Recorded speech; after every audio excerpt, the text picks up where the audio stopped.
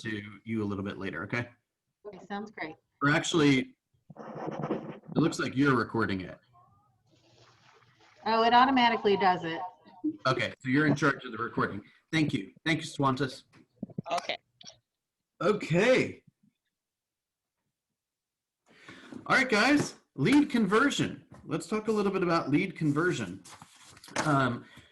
So today is the second to last day, and the last day is going to be Thursday from 1:30 to 3:30, and that is going to be Aubrey, and he's going to kind of wrap everything up and put a bow on it and everything. So what I want to make sure that you guys are really putting, I don't want you just to listen to this, okay, and then do nothing. Like Aubrey said at the team meeting an hour ago, right? If we don't implement something from what we've learned, then nothing's going to change, right? And I say that because I don't want you to go and implement 60 things, because you're probably not going to do 60 things, and even if you could, you're probably not going to do them that well. So what I want you to do is just think of a couple changes that you can make in the course of your day, primarily around lead generation, that are going to help you move your business forward in 2021.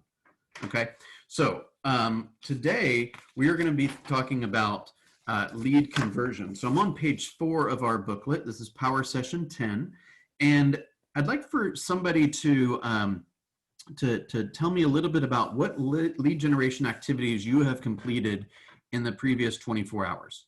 What are people doing to find business at this time? Checking in with Nikki, you're first. Thank you. I was just about to say I started talking more to family and friends, and ironically, I didn't think that they would be interested, but they really are. So one person had a conversation about not being able to buy a home because they're in South Carolina and they're looking to move to Georgia, and she was told that she couldn't do it because she was going to just be moving to Georgia. She needs to have income.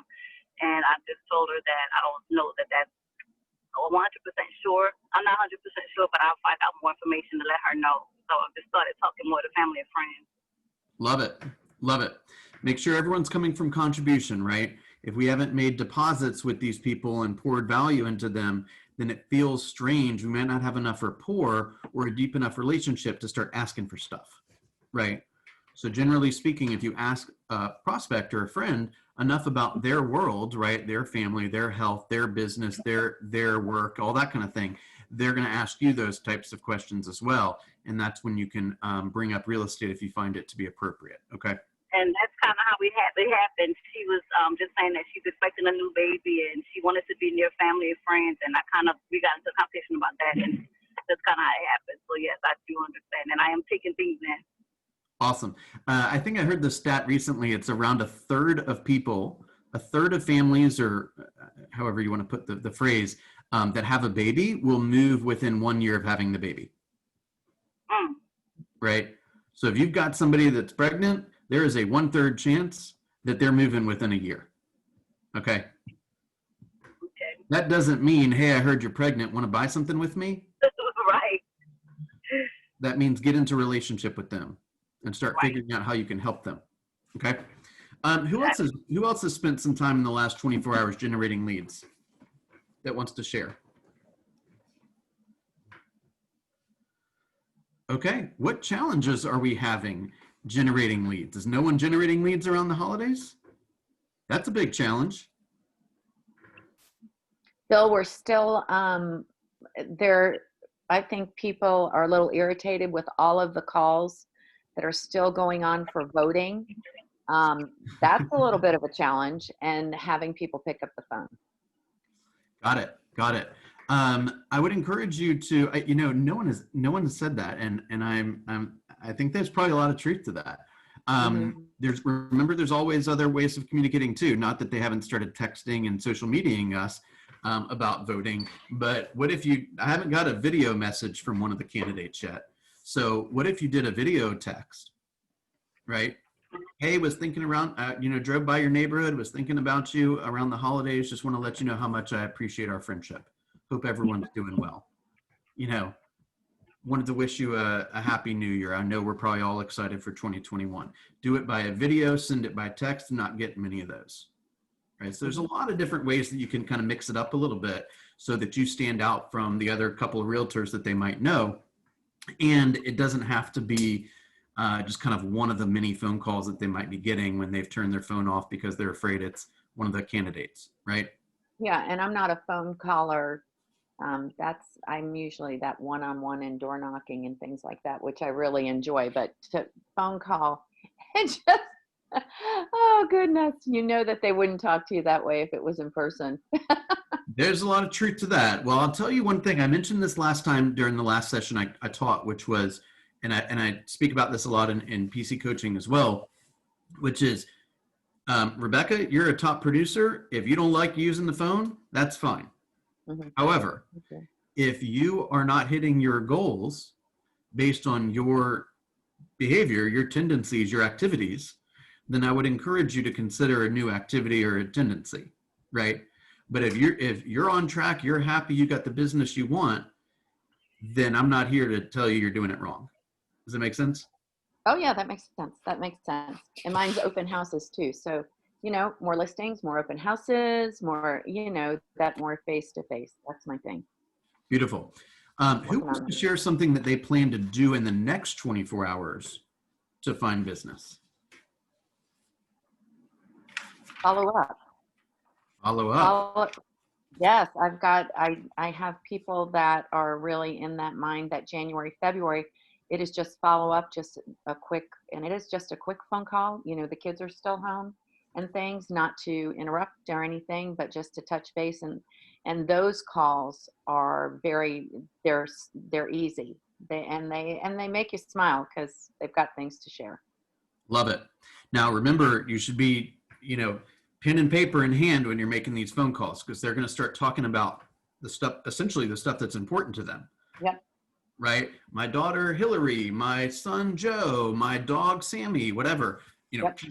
daughter's going to Georgia Tech. You're jotting it down because everything that they say, if you can make record of it, will help you build rapport in the future. Make Correct. sense? Correct. Okay. Beautiful. Anyone else want to share anything they plan to do over the next 24 hours? Yeah. Considering getting Red X for the expired day on January 1st. Considered it heavily. All right, Nicole, you call me afterwards, okay? Okay. What'd you say you're going to do, Nicole? She said she's going to get Red X. Red X is like a expired for sale by owner and withdrawn system. Either Vulcan 7, considering doing that for the expired thing, land voice, something. Yeah. Or you call me offline now, please. Okay. Don't be considering it. Do it. You're going to do it, right? Phil, do you find Red X is better than Kohl's? Or does anybody have an opinion on that? So, good question. My opinion on that is, Kohl and Red X are totally different. Right. Okay. Kohl Kohl Resource Realty is for, generally speaking, for circle prospecting. Right? It's essentially just a neighborhood directory. So if I've got an open house here and I want to call the 1,000 people that live closest to the address, or I want to call a handful of people that live in a certain neighborhood, that's their number and their names and numbers. Okay. Yeah, that's what I use, and I found some of it to be correct. Those are cold as can be leads. These are not people that expected a call. They're not people that have raised their hand saying they have a desire to buy or move. Okay, buy or sell.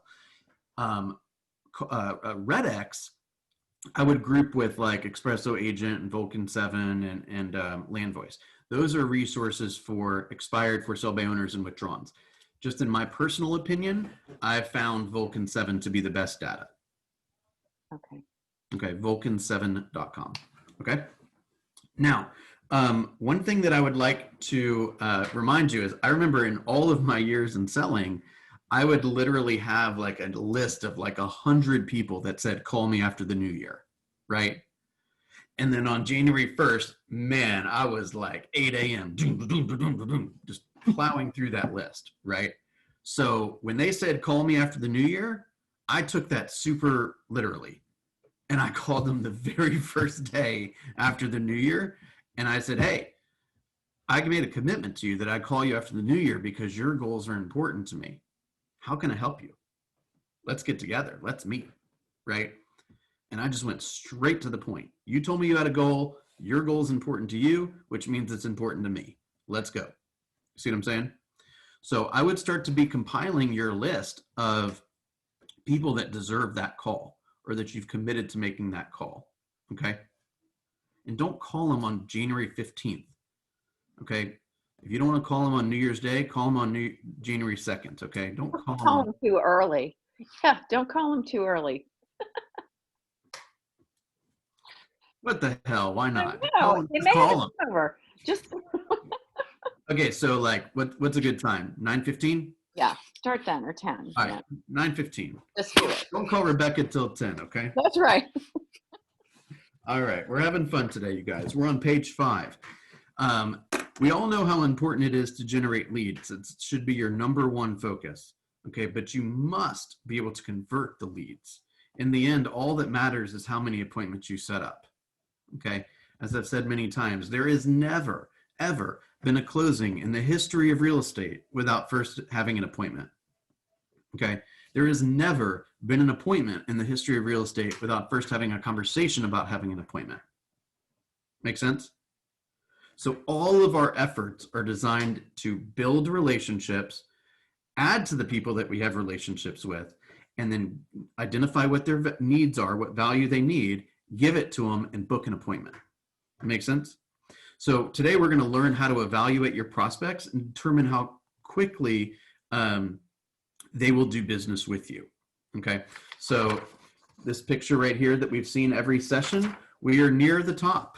Okay, we are getting to living your goals. Okay, living your goals will be the session on Thursday that Aubrey will be running. Okay, page 6. We all know that 3/4 of sellers make only one phone call, and 65% of buyers work with the first agent they have significant contact with. That's from a few years ago. That data is even more is even higher now. The last time I looked at the data, it was about 3/4 of sellers, and it was about 72% of buyers will work with the very first agent that they speak to. Guys, literally, they will spend more time determining whether they want a number 1 or a number 2 at McDonald's than they will choosing their advisor for the largest purchase or sale in their life. Okay, so as crazy as that sounds, the good news for Nikki and Scott and Rachel and Travis, these are people, you're not competing with Mark Spain every time, okay? You're competing with yourself, okay? So don't worry that you haven't gone on a ton of appointments. Just go in there prepared and confident and tell them how important it is to you that you get the job done for them. Make sense? So if you get the first opportunity to meet with them, there's a 3/4 chance you're going to get that piece of business. Make sense? Okay, page 7. Gary Keller defines a lead as someone who is ready, willing, and able to do business now. Okay, to do business now. The way that I think about this, not that I'm going to try to give you different advice than Gary would give you, but I tend to use a little bit different of a phraseology, okay? I encourage people to build their database. Their database is full of people that are going to be in their network that they want to communicate with systematically, okay? Remember, Aubrey has said that this upcoming year, 2021, is the year of the database, right? So how can we deliver value to our database? How can we convert those people to appointments? And how can we grow our database, okay? So what I think is I encourage a lot of the productivity coaching agents to also identify what I call your pipeline. Your pipeline is people that you intend to help buy or sell in the next 12 months, okay? And that's a subset of your database. And those people should be the people that you're specifically looking at to make sure that you don't drop the ball with them. Make sense? And they probably need a little bit more attention, a little bit more frequent calls, a little bit more frequent touches, a little bit more frequent meetings, that kind of thing, so that you can ensure that you'll ultimately be chosen to get the business, okay? So if somebody comes to you and says, hey, I don't want to buy until 14 months from now when my lease expires, that's still a good lead, guys. Don't just toss that aside because they're not ready to buy right now. Hey, Bill, Yes, ma'am. real quick, this is my thought from my coaches in the past. A pipeline will be the next 90 days, and wouldn't that be a nurture, 14 months, 12 months, 13 months? Yeah, yeah, I've also been taught that. A nurture, yes. I don't want to. The takeaway here is that you should have your eye on the people that you intend to help in the next 12 months, and you should have an even closer eye on the people that you intend to help in the next 90 days. And there should be a ranking system of some sort, right? So if you're not going to buy until next November, maybe you're a 7. But if you're going to buy in February, you're a 10. So let's not get caught too much up in the semantics of whether we call it a nurture or a pipeline. The takeaway here is that we want a visual on the people that we need to stay in the most focused, give the most focused attention to. Okay, thanks. Okay. Yeah, absolutely. I've heard that too. That's Chad. That's a big phrase that Chad uses. So I know you and I are both familiar with that.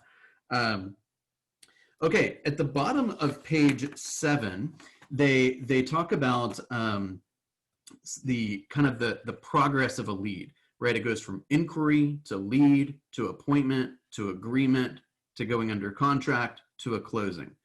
So let me tell you some ratios just so you can kind of understand some of these conversion ratios, okay? Now, it's important that you track your activities. That way you know whether you're overperforming, underperforming, and most importantly, how much time am I going to need to spend on all these tasks so that I don't set myself up for disappointment from the get-go, okay? So when you are talking to would-be sellers, okay, when you're prospecting would-be sellers, you generally will need 20 conversations or 20 contacts to book an appointment. Okay, that's across all different types. So that's calling expireds, and that's calling FSBOs, and that's calling sphere of influence, that's calling people you met in an open house, all that stuff. When you are contacting would-be buyers, it's more. It's about 50 contacts to an appointment. 50 contacts to an appointment. Okay, now I tend to be a little bit more conservative with some of these conversion ratios, but this is what I generally will teach. You go on the appointment, 75% of those sellers or those buyers, you will decide to do business with them. Notice how I did not say they will decide to do business with you. I said you will decide to do business with them. Bill, Okay. I love that. I love that. That is something you said. I remember it was a year and something ago in some meeting, and that could totally change your perspective by saying who you decide. And when I used that in, actually it was somebody wanted me to sell their house, and it just did not feel good. And the first time I said, and it was an expensive house, but there were some other things going on with it. And I said, well, I'll have to get back with you because I've got to decide if I'm going to take that house. And I'll tell you what, my phone was ringing off the hook. Let me tell you something. You remember what Well, line I the said? take back close. The take back close. You did a good job on that. Yeah. Yeah, and one of our goals today will be to determine whether I decide to take your listing. Yeah. And they're like, what do you mean? You wouldn't take my listing? Well, yeah, that happens. It doesn't happen often, but occasionally there's an owner that has an unrealistic expectation for pricing, or they are requesting that I spend money on advertising in a form that I know won't be productive, right? Now, how do I don't have those sheets in front of me. I've said that 1,000 times. That's why I know what to say. Does that make sense? So the presupposition for all that we're going to discuss today is that you are studying your scripts every single day. Okay, so those things come very, very naturally to you.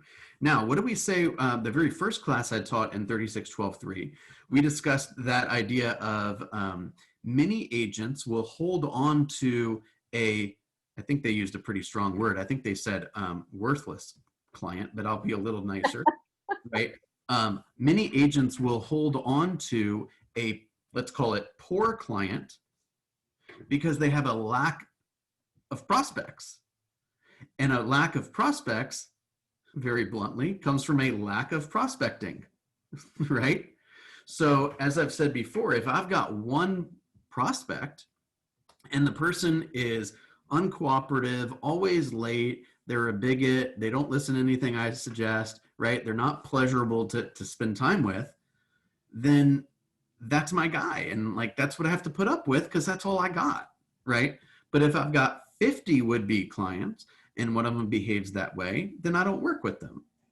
I made a commitment to myself and my family a long time ago that says I don't work with jerks. So if you're a jerk, we ain't going to work together. Simple as that. I like. What, Nancy? I said I like. Yeah, right. So what are your standards, right? What are you willing to tolerate, right? The amount of time and heartache and energy that it takes to work with somebody who's not a lot of fun to be around. Think of all the more productive things you could do. Think of all the other prospecting you could do to go find somebody that's actually fun to spend time with, and who actually has alignment with their, you two have alignment with your goals. Make sense? Okay, so appointment to you taking the business is generally around 75%. You getting the listing, buyer listings or seller listings, doesn't make a difference. You getting the listing to putting that listing under contract, 75%. Okay, and you getting the home under contract to sitting at the closing table, 75%. Okay, let me say it again. Appointment to listing taken, 75%. Listing taken to the home being actually under contract, 75%. And the home being under contract to the deal closing, 75%. Okay, now if you say to yourself, we don't have to get into a big diatribe here, but if you say to yourself, well, I take all the listings I go on. Okay, has anyone ever heard that before? I certainly have. There's one of two things that's happening there. Either all those deals are warm, which means you're more in the lead receiving business than in the lead generating business. Not that there's anything wrong with that. It's just that it's hard to predict your income. Okay, it's actually pretty impossible to predict your income if you're not going to go out there and build the business yourself. If you're just going to sit around and hope it falls into your lap, you're not in control of anything. Or you are just flat out not going on enough appointments. Say, well, I had 3 listing appointments this year and I took all 3. Well, you had 3 listing appointments all year long? Seriously? That's it? You got to go on more appointments. You see what I'm saying? So don't be afraid to go meet with some people that you're not familiar with, you don't have great relationship with, because that's how you're going to get better. Okay. And this isn't in the paperwork, I don't believe, but keep in mind that the newest research from Gary and his research team suggests that when you properly communicate with your database, meaning a 36 touch, which Aubrey talked about today, okay, for every 16 people you have in your database, you should have 1 closing a year. Okay, 1 closing a year for 16 people. You want to close 20 units, you need a database of 320. If you have a desire to close 20 units and you don't have 320 people in your database, there is virtually nothing more important than going to put that many more people into your database. Make sense? All right, cool. We are on page 9. Truth, you are auditioning for the chance to be a representative for the home buyers and sellers, and you have to gauge their personality and match it. Okay, if you work from a list of questions, be sure to keep the experience as individualized and personal as possible. Remember, it's a conversation, not an inquisition. Often how you ask the question is important as what you ask. Okay, so we're going to start by talking a little bit about the DISC personality assessment. We all know that people are complex and have many traits. The DISC assessment is useful in categorizing people by their 1 or 2 predominant behavioral traits.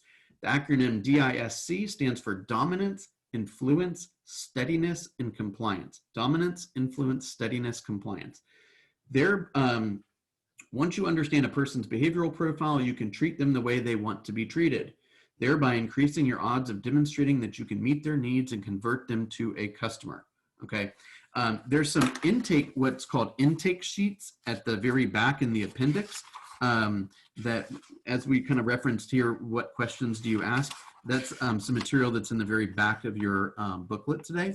And there's intake sheets for in-town and out-of-town buyers and for sellers. And it's just basically a series of questions that you can ask in conversational style once you get an inquiry. Okay, so there will be times when you're having a conversation with a friend or a colleague or a neighbor or something like that, where you don't think it's going to go anywhere, but then boom, whoop, I think I might have a client here, right? Or I might have a prospect. This guy's saying the right stuff. He might be a buyer. okay? And you move your arm over to your stack of buyer intake sheets and you pull it out and you say what the thing says to say, okay? Now, what is that presupposing? That's presupposing that you've got some intake sheets next to you, right? We're in business. We have to be prepared, right? So get a list of your seller questions. Get a list of your buyer questions. They're right there, okay? Next. Okay, has anyone ever, let me give you a good overview of the disc profile real fast. Have you ever been in somebody's house and I don't, please don't, I'm not trying to offend anyone here. Please don't take this the wrong way, okay? And a lot of us have this tendency because we're all in real estate, okay? You go into somebody's house and they've got plaques and diplomas and hole-in-one certificates and, you know, this is the fish I caught on the wall. This is the deer I killed on the wall. Like they got all this stuff that recognizes their achievements. Have you seen that stuff? Yes. Okay, let me give you a hint. It's up there for a reason. Acknowledgement, they're D. Right, they want to be recognized, okay? You have an opportunity. You can completely ignore it and miss out on an opportunity to build rapport, or you can bring it up, okay? Now, it's not a contest of like, oh, well, you played that golf course, that golf, course, I played this one. You're not butting heads to try to do one another. You're recognizing their achievement, okay? It's not about you, it's about them. You ever go in somebody's closet and you see like stark white clothes and then off-white clothes and then light yellow clothes and then light blue clothes and then medium blue clothes and dark blue clothes? Yes. Okay. What does that tell you about somebody? Analytical. That's right. You better bring your numbers. Okay. Oftentimes when we ask somebody what they do for a living, we can figure out the type of person they are, right? The hardest part is that we know opposites attract. So a lot of times if you're meeting with, let's say, an engineer, they could be married to, an artist or something, right? And so you have to understand if you are going in front of a person that communicates in a certain way, you got to be able to, number one, recognize that, and then number two, give them, communicate with them in the same way. Make sense? All right, I'm on page 10. Let's go through some of these different characteristics, okay? Let's start with dominance, D. What do dominant people want? They want to conquer, control, win. They want to know the bottom line, and they want to talk about numbers and money. And what else do they want? They want you to listen while they talk, okay? A lot of times they want to be their idea too. Yes, very true. And you also see that a little bit in the eyes. Now, one of the most important things for a D is they don't want their time wasted, right? So if they ask you what time it is, just tell them what time it is. Don't tell them how to build a watch, okay? Just tell them what time it is. Just get to the point, okay? How should you interact with a dominant person? Let them know that you realize that their time is valuable. Help them get through the home buying process as quickly as possible. Use scripts to communicate effectively and give them options and let buyers select which choice is best for them. Like Nicole said, they want it to be their idea, okay? So for example, if you're dealing with a D, a good strategy might be, hey, one of the things that I do as a buyer's agent is I'm going to ask you a lot of questions about the type of property that you're looking for. And then I'm going to scour the market and I'm going to go preview some properties. Don't tell them you're previewing properties if you're not going to do it. Okay. But hey, I'm going to preview some properties so that I can bring you to the best of the best, because I don't want to waste your time. I know how valuable your time is. In the D, that's like being serenaded to a D. Okay. A D is like, oh my gosh, this person respects my time. Where's the paperwork? You see what I'm saying? Okay. I. What do influencing people want? They want to talk a lot while you listen, okay? The vast majority of real estate agents are DIs, by the way, okay? They want to persuade. They want social involvement, and they want to know about entertaining in the home. So if you've got an I, eyes, this is a lot of generalizations here, okay? But eyes, they tend to drive a little bit more sporty cars. They tend to dress more colorfully. They tend to be a lot more social. They're very animated. They talk with their hands a lot. Okay. You can talk to them about entertaining in the home, right? You're speaking their language. Okay. Now, eyes, they don't want you to thumb through the 80-page, statistical report, but they want to know that you've done that. Right? So you come into the meeting with a stack of papers that shows that you know what you're doing and say, hey, I just want to show you this is about an 80-page, analysis of what's going on in the market. And I know you probably don't want to go through it, but I've gone through it. So I just want to make sure you know that. Right? And they're like, thank God you didn't bring that thing out. But they want to know you got it. Does that make sense? Okay. How do you interact with influencing people? You be fun, enthusiastic. You ask them, you spend time developing the relationship, which is another way of saying ask about them, let them talk, right? Emphasize who you know. They love the idea of having a network of people and being well connected. So when you identify that your prospect is an I, you can talk about your vendor relationships and all the people that are going to be involved in the process. It's like a party to them, right? The appraiser, the lender, the termite guy, the closing attorney, etc. Okay, using conversational scripts. They love to chat, Relationships, very, very important for a high I. All right, steadiness, S. What do steady people want? They want assurance, stability, to feel safe, to belong. They don't like change very much, okay? So meaning they're about to undergo one of the most stressful changes of their life, right? Boxing up all their stuff and moving, okay? For an S, that's tough.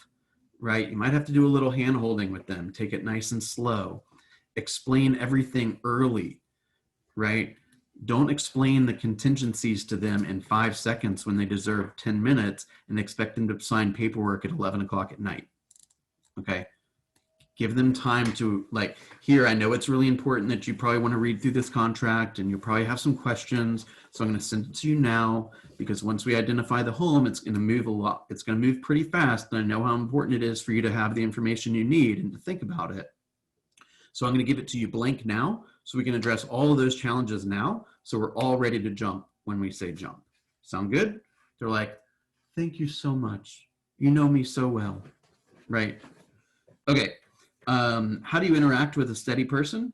You allow time for them to make decisions, like I just mentioned. You communicate frequently, right? When you're involved in a transaction, and this goes for all personality profiles, okay? You should be saying to yourself at the end of every call, I remember, Kathy, you probably remember this, Marie Burgess has a little thing next to her phone that says, here's what's happening next, which is a reminder that I don't get off the telephone without saying, and here's what's going to happen next, okay? This person's gonna do this, we're waiting on this, then I'm gonna send you this, right? They want to know what's happening next. They don't like surprises, okay? Here's what's happening next. Corey, that way you don't have to worry. I got you, okay? Let them know how much you care about them and their family. You provide all the information necessary. Hey, you're probably thinking about the crime statistics. Here's a good website for that. You're probably thinking about the school statistics. Here's a good website for that. Make sense? All right, and last is C, compliance. What do compliant or detail-oriented people want? They want to know lots about the facts. They want to avoid conflict. They want to avoid mistakes, so they need some preparation time too, and they need time to think.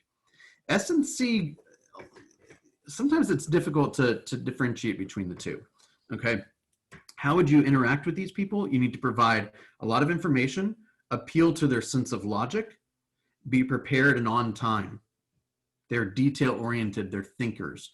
You wanna piss off a client? That's a C, show up late. Okay, it's probably gonna be over. Make sense? All right, so how do we learn more? First of all, we have I don't know if Lucy's gonna kill me for this or not, but if you would like, we do have an ability to do disc assessments for free. Not like the Anthony Robbins ones, it's like a lot more, it's a lot better. Through a system called Ableson. So if you would like a disc assessment, don't all like email her right this second, but just send her an email and say, hey, send me a disc assessment. It's totally free and you'll get like a 70-page report, okay? Is it the KPA or no? No, the disc assessment is like on level of intensity, a DISC assessment is like a 7. A KPA is like a 97. Okay. A KPA will tell you whether you put your shoe on the right foot first or the left foot first. A Right. DISC is a little bit more limited. Okay. Got it. All right. One thing, let me say one more thing about DISC. This is the thing about DISC that I personally don't like, which is a lot of times people will use the DISC as an excuse to be a jerk. Well, I'm a high D, so I'm just going to be a jerk. Or I'm in high I, so I'm not going to pay attention to you. Well, I'm a high, C, or I'm a high S, and so like I need it this way. No, it's just your behavioral tendencies, okay? It's not to say you're a good person or a bad person. It's got nothing to do with that. It's just your behavioral tendencies. But don't use your thing as an excuse to say, well, I'm a high D, so I can't be structured. Well, I'm a high D, so I don't follow rules. It's like, no, you're a human being. You need to follow some rules. It's just that we need to treat you this way. Make sense? Okay. All right, let's move on. Any questions? Yes, I have a question. Now, when you're dealing with somebody that's a high D, they kind of, the writing's on the wall, right? They wear it on their sleeve. But when you're dealing with the other last two, what do you determine? I mean, what personality traits are you looking for meeting that person for the first time? Wouldn't they be more calm, reserved, talk Yeah, slower? that was the first thing I was going to say too. Like oftentimes an S or a C is like a little bit more reserved in the way they speak. Sometimes they speak softer or slower, right? A high I is like all over the place. A D is also all over the place. The S and the C tend to be a little bit different. They tend to be a little bit more reserved. Oftentimes you can tell from their profession. A lot of teachers tend to be S's and C's. When I came to Keller Williams, I was a high S and C, and now I'm a pretty high D. But what I was told, I don't know if you remember Kathy Ray, Jeff Carrier, who used to teach this class a lot. He told me at one point that he says, you're a SC, you probably won't be that good in real estate. I think I was in that class. Yeah. And I was like, I don't think you're talking to the right person, buddy. Right. And what he said is, if you can figure out real estate in the first year or so, you'll be really good. But a lot of times it's not natural for an S and a C to go out and prospect and to interact with people and work a room. Right. Yeah. Like sometimes a high I is like, oh my gosh, I'll show you property all day and make small talk and all that. For me, that's not really I don't really want to chat you up all day, right? I'm ready to go home. You know what I'm saying? All right. I'm still a nice guy, I think. All right, page 11, we're going to talk about building rapport. Was that helpful, Nancy? I like that you said you're still a nice guy. Oftentimes, a S and a C, by the way, they're not great at working a room, but when they're one-on-one, they display a lot more characteristics of an I. Would you say they're Based not on great at doing what? What was the first part? They're not great at doing Working what? a room. If you put me in a big room, Yes. I don't really want to work the room that much. Right. Right?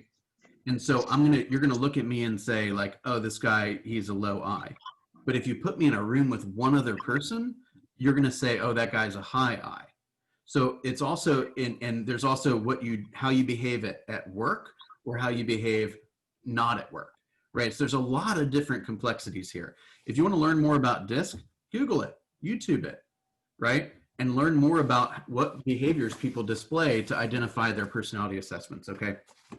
Bill, I think that Andy, and it might be up on the Georgia Legacy Mastermind, it was last week, there was Yeah. there was The a woman whole from thing Florida. on DISC there, and it was super interesting. Yeah. Really broke it down very simply. It was one of the best DISC explanations that I've listened to. Thank you for reminding us about that. All right, building rapport. Building rapport is when you ask questions that demonstrates that you're interested in people. Okay, we've learned this in Bold a little bit, is to use the Ford model. The Ford model is family, occupation, recreation, dreams. Family, occupation, recreation, dreams. Okay. Mhm. What we're trying to do is to get to know our people better, right? When we ask our people questions, they're gonna tell us what's important to them. They're gonna tell us how they like to be served. And then a good agent is gonna make note of all of that stuff and then serve them the way they want to be served. It's really that simple. Okay. Hang on, Nicole, I'm gonna mute you just for a bit, okay? Okay. Or if you can mute yourself, that'd be awesome. All right, 1 second. Let me find it. Okay, thanks. Okay, middle of page 11. Can you guys read that to yourself with Diana Kokoska real fast?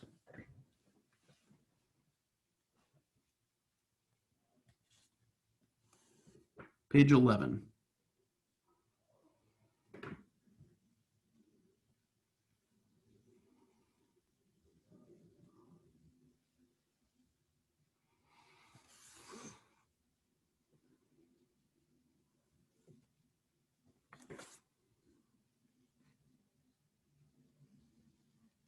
Give you just another couple seconds.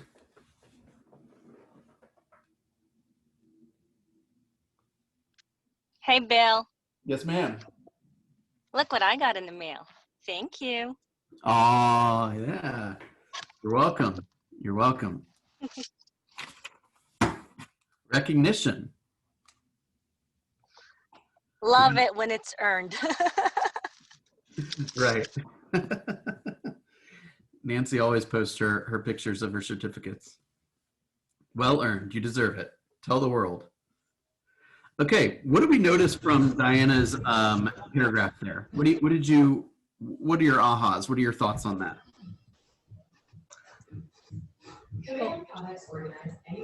She used people's occupations to help them to understand her own value. Yes, yes.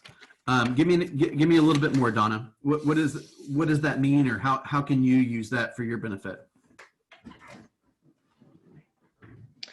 Well, like she pointed out when she was talking to the police officer and he wanted to work with a friend, she related his experience to why it would be important to work with someone who is experienced in real estate because his financial future is at stake, and she would be the better person to guide him through the process. So we would use that same logic with people, that we're the professionals, we're the experts, and even though they may know someone else who could help them, someone with more knowledge and experience, that would be a better choice because they have a lot at stake. Great, great. You know, it says it does not do any good to find out about a person unless you're going to use that knowledge to help you communicate in terms that are meaningful to the person you're speaking to. Make sense? Anyone else want to share anything? Well, as a brand new real estate agent, I take offense to what Diane's tactic and approach was, because she's basically smacked down the brand new rookie agent.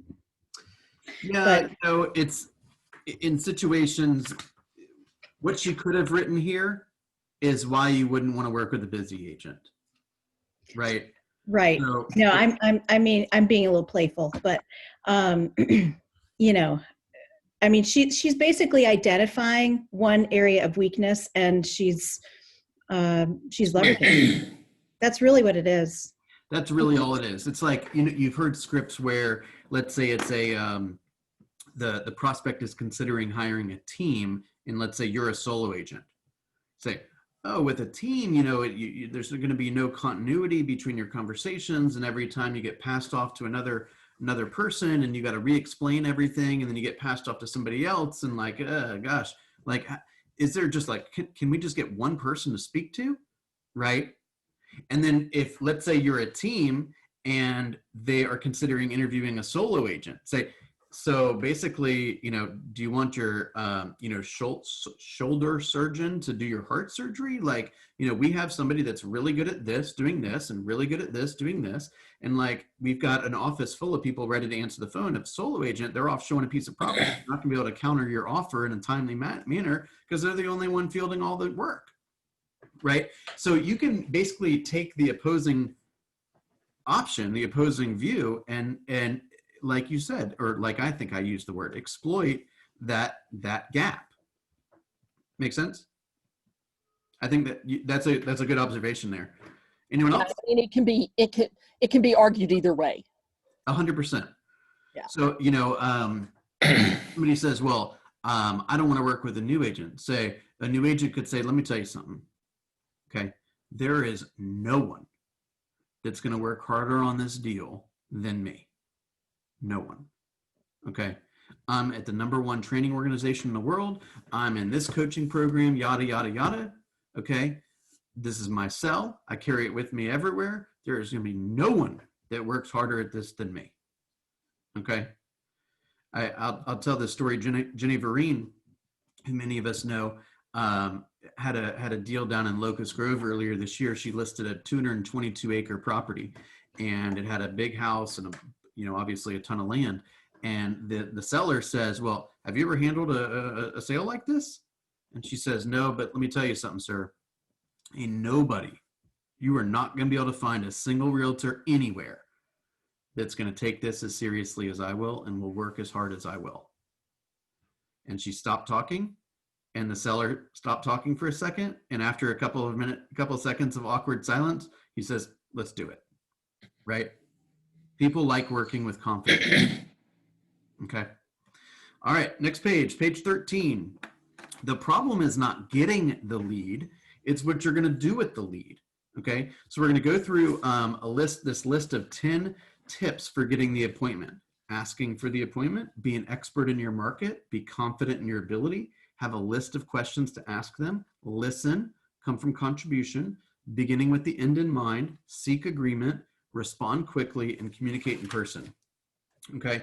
So I'm going to just highlight for you a couple of, on page 14 and for the next couple of pages, there's a bit of a couple long paragraphs about each of the topics here.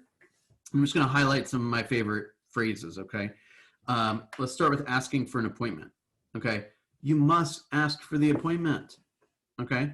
If you have created value, if you have delivered value, if you've identified a problem that your prospect has, and you know that you can provide a solution to that problem, it's not awkward if you ask for the appointment. It's awkward if you don't ask for the appointment, right? They're expecting you to ask for the order, for the opportunity, right?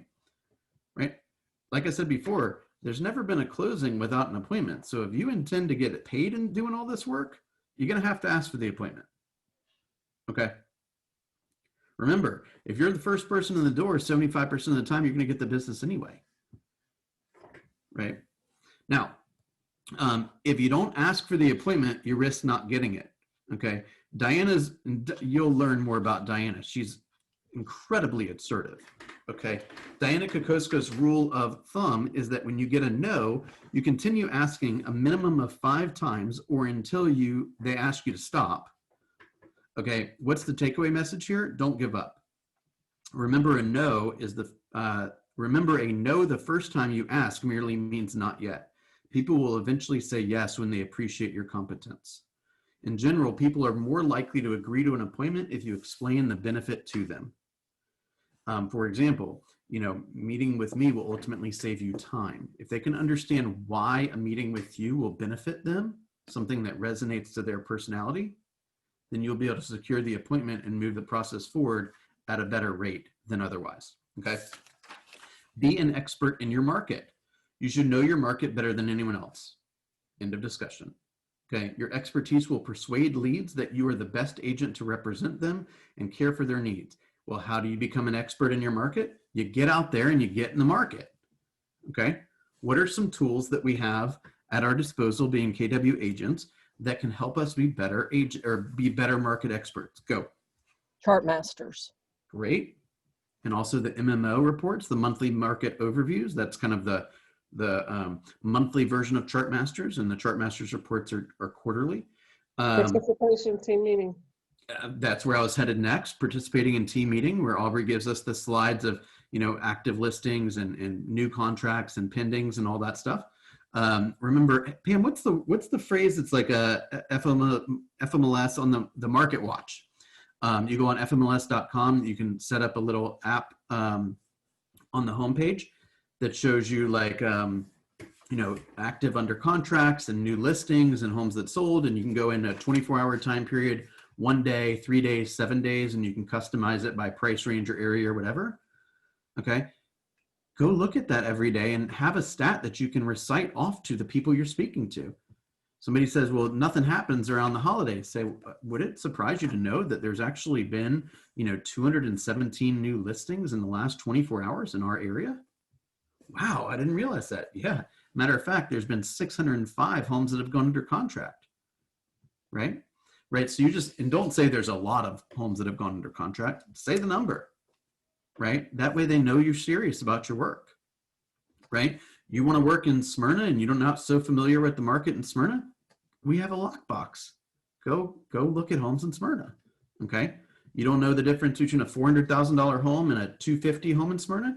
Go look at a couple $400,000s and go look at a couple $250s. It's free. Okay? You're not burdening the seller or burdening the listing agent. Your job is to be a market expert. If you don't have the market, if you don't have the expertise, go get it. Okay? Your prospects are only going to tolerate a certain amount of lack of knowledge, right? Let's say I'm Kathy. Let's say I'm going to pick on you for a second. Let's say you're my buyer and we're looking at condos in Buckhead. Okay. Okay. We're driving around and you say, hey, what's that building? And you point to the Eclipse or whatever. And I say, well, I don't know what that building is. You're like, oh, it must be a new building. Maybe you forgot, something like that. Use noises here. No, it's not going to fly. Okay. And then a couple minutes later, you're like, oh, maybe it's a new building. I don't know. And then a few minutes later, you say, hey, what's that building? And you point to, like, let's say the Buckhead Grand. And I said, well, I don't know what that one is. You're like, pull over the car. We're done here. Aren't you supposed to be a market expert? Right? Yeah. So the second you identify that you have a client that's looking in Alpharetta, I mean, what would happen if, let's say, Kathy, you were my client and we were looking at homes in Alpharetta, and I said, hey, let's meet for lunch Kathy said, hey, let's meet for lunch before we start at the Avalon. The Avalon. Said, what's the Avalon? You'd be like, am I in the Twilight Zone here? Like, you don't know what the Avalon is? Aren't you the realtor? You see what I'm saying? Yeah. So are you committed every day to becoming a market expert? Okay. Doesn't take much, but if you want to work in North Fulton, look at the active listings in North Fulton every day, right? If somebody says, hey, I want a 5-bedroom home with a finished basement in Alpharetta built in the last 10 years, and my budget is $275, what you don't want to say is, sounds great. I'm sure there's a lot of homes available. Let me go back to the computer and look them all up. And then you're going to get back to the computer and you're going to see that dude thinks it's still 1994. And you're going to have to call him and say, you need a couple of more thousands. Right? So you want to have a little bit of acumen of what's going on in the market. Okay. All right. Number 3, be confident in your ability. How do we gain confidence in our ability? We practice scripts. We practice objection handling. We role play. We get training. We get a coach. We say affirmations, right? If I were to say, Nicole, you don't have to answer me right now. I don't want to put you on the spot like that. But if I said, Nicole, I don't want to pay you 3%. Do you think that's a fairly common phrase you might hear? I'll go ahead and answer that. The answer to that is yes, right? Absolutely. So how are you going to deal with that? Right? If, somebody says, well, I'll just sell my home to Zillow. Are you prepared to respond to that? Right? Well, what's the difference between your company and this company? Are you prepared to respond to that? Hey, I'm going to relist my expired listing with my old agent. Do you know how to respond to that? Right?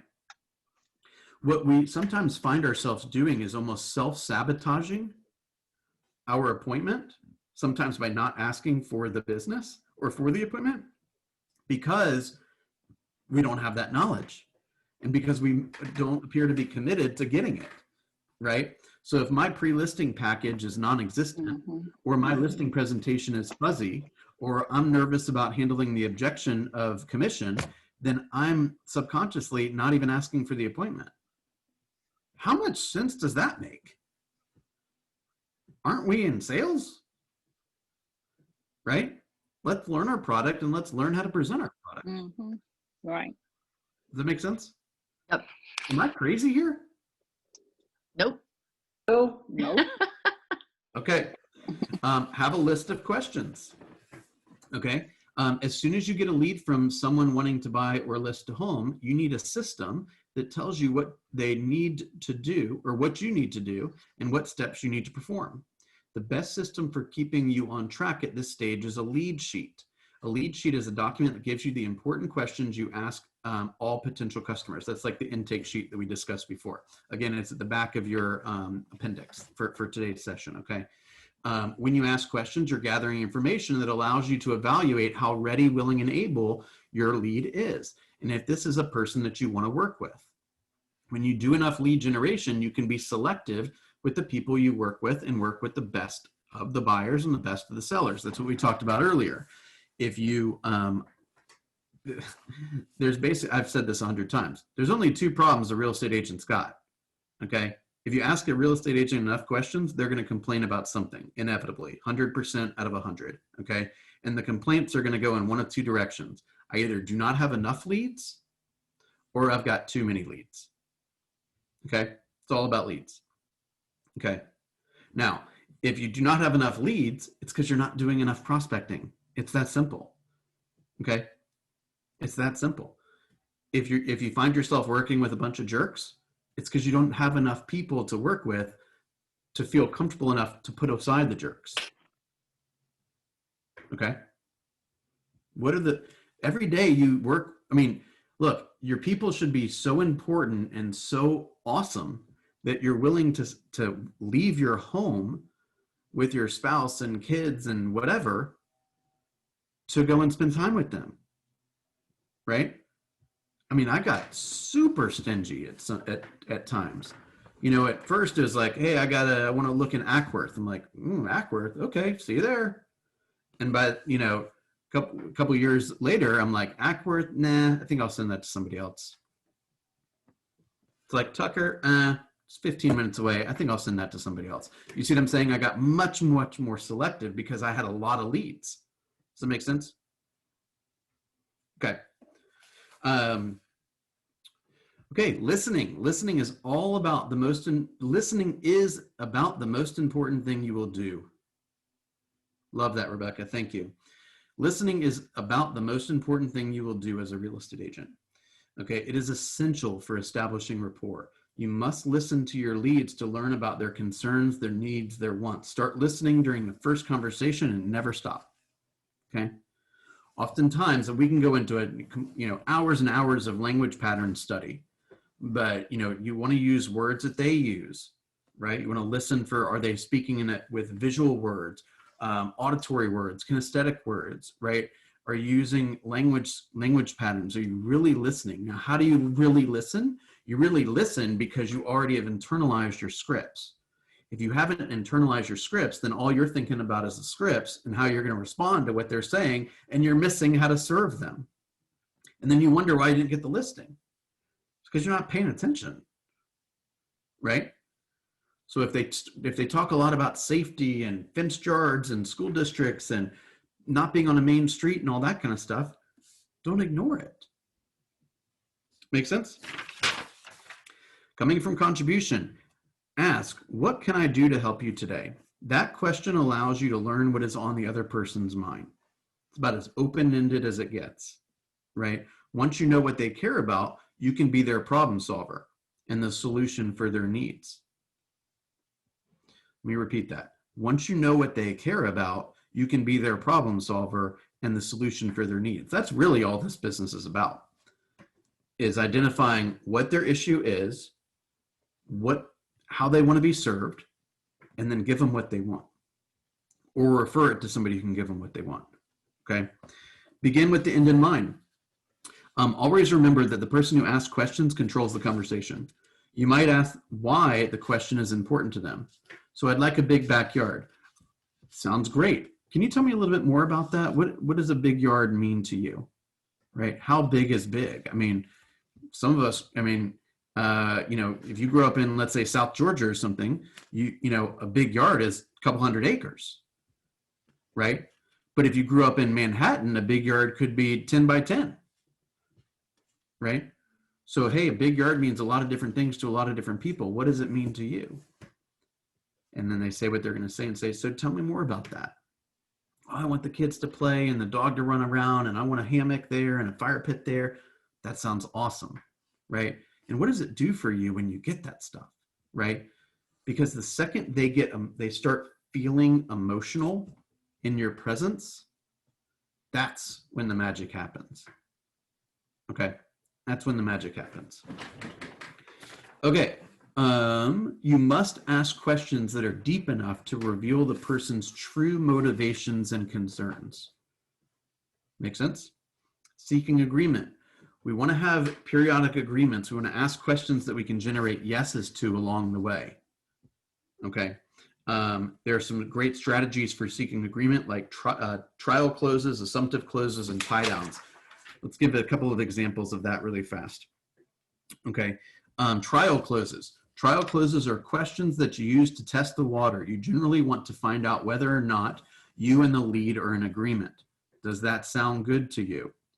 Trial closes. Help prepare a lead for the final agreement to have a consultation with you or expect a call from you in the future. Okay. Assumptive closes. In an assumptive close, you make a statement based on the assumption that you will get the appointment. For example, before you've made a listing appointment, you might say, well, I'll pull together a complete report of market conditions in your price range and show you during the presentation. Wait a second. We didn't talk about presentations yet, right? So I'm assuming, assumptive, I'm assuming that that's going to happen. I mean, why am I on the phone with you? Well, we're on the phone so I can prepare myself to give you more information, which we're about to confirm our appointment, right? So you're presupposing, again, this is some language patterns where you're presupposing things that haven't even been created yet, right?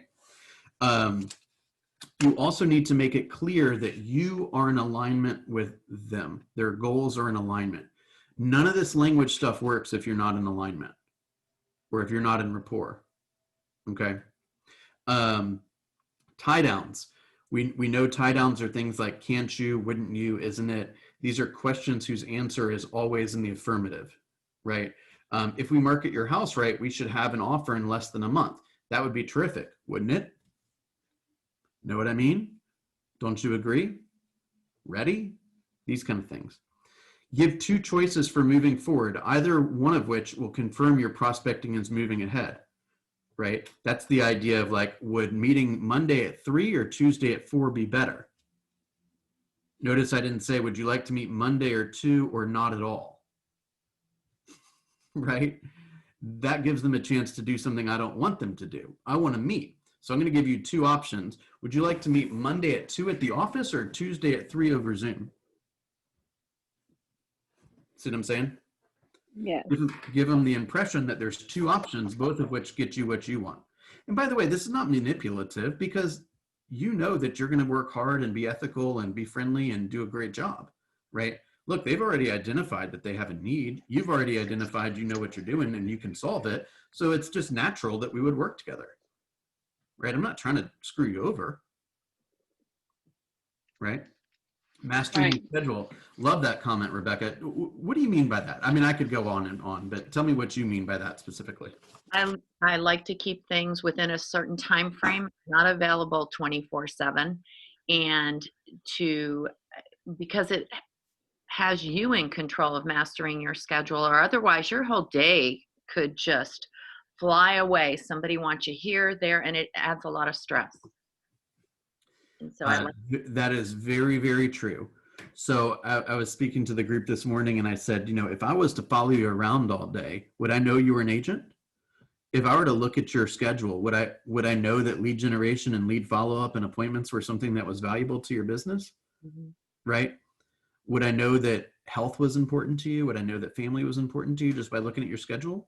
I'm not calling you out. I'm not talking to anyone in particular, but you should ask yourself that, right? Would my calendar convict me? Would my calendar, is my calendar representative of what my priorities are? And what that means is, like Rebecca suggested, you tell them when you're available, right? You don't call your doctor and say, I'm coming in at 2:00 on Wednesday. They're like, yeah, 2:00 Wednesday, July of 2022. That's our next opening, right? Mm-hmm. You tell them when you're available. You don't say, oh, how you doing on, I'm open on Saturday. Just let me know what time you want to meet. Oh my gosh, you're never going to do anything again. No, I'm available at Saturday for an hour and a half because I'm busy and I've got a lot of other commitments. Or would you prefer to meet Sunday at this time? You see what I'm saying? Mm-hmm. Okay, gosh, I've just seen so many. I'm glad you brought that up, Rebecca. I've just seen so many people's, the things that they claim are important to them just fall by the wayside because they're at the beck and call of their clients. Yeah. Many of which aren't even qualified or nice. Right? It doesn't make it enjoyable if that's all it is. It doesn't make it enjoyable, and this business can be enjoyable. Yes. And but there is a time frame for it as well. Mm-hmm. I mean, for those that have been in the business a while, Tawantis and Rebecca and Pam and Nancy and Kathy and Julian, like Luanda, these are oftentimes, I've read the statistics somewhere, it's over 90% of the time. If you say no to an appointment time and volunteer a different time, it's like over 90% of the time they'll agree. Mm-hmm. Right? Say, oh, I've got a commitment at that time. It could be a commitment with your kid. It could be a commitment with your spouse. It could be a commitment with your pillow. It could be a commitment with your golf They don't game. have to know what it is. It doesn't make a difference. None of their business. Yeah, exactly. Right. And if they don't want to respect that, then they need to go. And that's why you need to have the pipeline with several clients that you can let that one go. Oh man, you said it much better than I could have ever said it. Great job, Nicole. That's exactly right. Exactly. Okay. Hopefully it goes without saying, but I'll say this anyway. Respond quickly. Regardless of the way a prospect contacts you, they expect a quick response. People who are thinking about buying or selling a home are looking around. Okay. And when they come across you, they're also coming across other real estate agents. A good example of this is open houses. Okay. It's going to, who gets the consultation? Oftentimes it's the agent who is timely and responsive. Okay. Let me give you a hint. If somebody has ever walked into your open house, almost certainly they have walked into the open house of some other agent that day. Almost certainly. The question is what are you going to do to outwork that person or out surprise and delight that person, right? Do you get around to calling them on Thursday? Or by Thursday, they've already got a video text, a handwritten note, and a list of other properties that could be a match for them, right? No, I'll call them on Sunday. I'll tell you what, that made a big, huge difference because Monday they're back at work. And Exactly. if they were walking in and the open house is busy and we can't quite talk, I tell them, I said, I'm going to call you later today. Let's chat and perhaps you'll have some more questions that I can answer, but I am going to follow up because that's my job. And I've never had anybody say, oh God, don't call me. Exactly. That's exactly right. Maybe even send them a picture, a video text even maybe, with the house in the background. Hey, I'm just wrapping up the open house. I wanted to let you know how much I enjoyed our conversation about the football game this week. And I'm so excited for the opportunity to help you in your move from Milwaukee. As promised, I'm going to send you 2 other homes that match your criteria. And hopefully this week we can get together again. Yep. Now, there's a lot of assumption there, but it's cool. No one else is being that aggressive. Okay. By the way, people want to work with an assertive agent. They're hiring you to negotiate for them. What's wrong with being assertive? Well, Bill, if you think about it, all the other professionals, when we think about it, doctors, attorneys, all the other professionals are very assertive and respected for that, for being assertive. And why shouldn't we have that confidence You know, we know the market and we need to be assertive just like the other professionals. Yep. Diana has a line that says from Bold, I don't think they use this line anymore, but it said like, I don't want you to pick a weak agent at a weak moment. Right? That's interesting. I remember hearing that line and saying, I would never say that. And you know what? I'll say it now. because the average agent isn't that good. Okay, I don't mean offense to anyone here. You guys are all above average. Okay, but the average agent is not that great. Okay, and so if they don't deal with me, it pains me to think about the chance that you could go work with an agent that's not that good. Okay, that's why I'm assertive. Neva just said in the chat that she used that this week. Yeah, how did that go? It went great. It is a person who refers me business. Yeah. And she was concerned about giving me their direct information as opposed to having them call me. And I said, you know what? I can appreciate that. However, I find that in those situations, buyers can get a little scared and then they don't pick up the phone or they get busy, especially this time of year. And I said, I would hate for them to end up with a weak agent at a weak moment because they can't remember my info. So if you go ahead and give it to me, I'll reach out to them and that'll take the pressure off. And she gave it to me. Good. All right, there you go. There you go. Good job. Good job. All right, we're on page number 19. This guy named Brad Korn says that they were tracking some incoming leads, and this woman, Tammy, was the lead coordinator. Brad attributes their success to Tammy following up immediately. When she was not able to reach the caller on the first attempt, she called 3 times a day for 3 days. Would you be willing to do that? Yeah. You got one chance. I mean, yes. If you don't get them, you're never going to get paid. You're never going to be able to help them. So you may as well be assertive, right? Communicate. I'm sorry, Rebecca, did you want to add something? I did. Gene Rivers, I was at something listening to him, and he had said, he goes, call him again. And I had called this one particular man over 6 times. Do you know, I came home from that meeting, I called that man, and he picked up the phone. I sold his house. I sold another person's house. It ended up being 3 transactions just because I picked up that phone one more time. That's right. That's exactly right. And if somebody calls you out and says, Rebecca, gosh, lay off. You're so aggressive. Say, I'm interviewing for the opportunity to protect your biggest financial investment. Aren't you looking for somebody that's assertive? Yeah. And the thing is, nobody's ever, they have never come at that angle, but if they do, I'll have that in my back pocket. There you go. But if I wouldn't have gone to that and listened to that, I would have been like, I think I'm done with this number. Yep. So that points to 2 huge factors in people's success: is being learning based, right? Going to some class, which with Gene Rivers probably costs some money, right?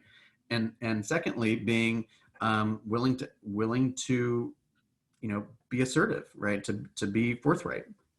Okay. Number 10, communicate in person. A personal discussion allows you to find commonalities and start to build rapport. You can get answers to important questions such as the prospect's motivation and how far advanced the person is in their search. The more direct your contact, the more prospects you will convert to appointments. Remember, it's harder for a prospect to turn your request down for an appointment when you're talking to the person than it is to have the same request by email. That's one of the cool things about Zoom is you get to look at them, right? Hey, let's hop on a Zoom. You can watch their body language. You can watch their facial expressions, right? Particularly with email and particularly with text, you got to be really careful with how you, especially when you're delivering shaky news or poor news, right? You want to do that stuff over the telephone, if not in person, okay? Because a lot of those wording, that wording could be completely misunderstood. I mean, I've had this week alone, I've had what is it? I know Corey and I have double backed on each other because I didn't understand something she wrote or she didn't understand something I wrote. I mean, this has happened multiple times this week. It happens all the time. Okay. Okay. Internet inquiries, page 21. The myth, internet inquiries aren't any good. What is the truth? The truth is internet inquiries aren't worse than traditional inquiries. They're just different. Okay.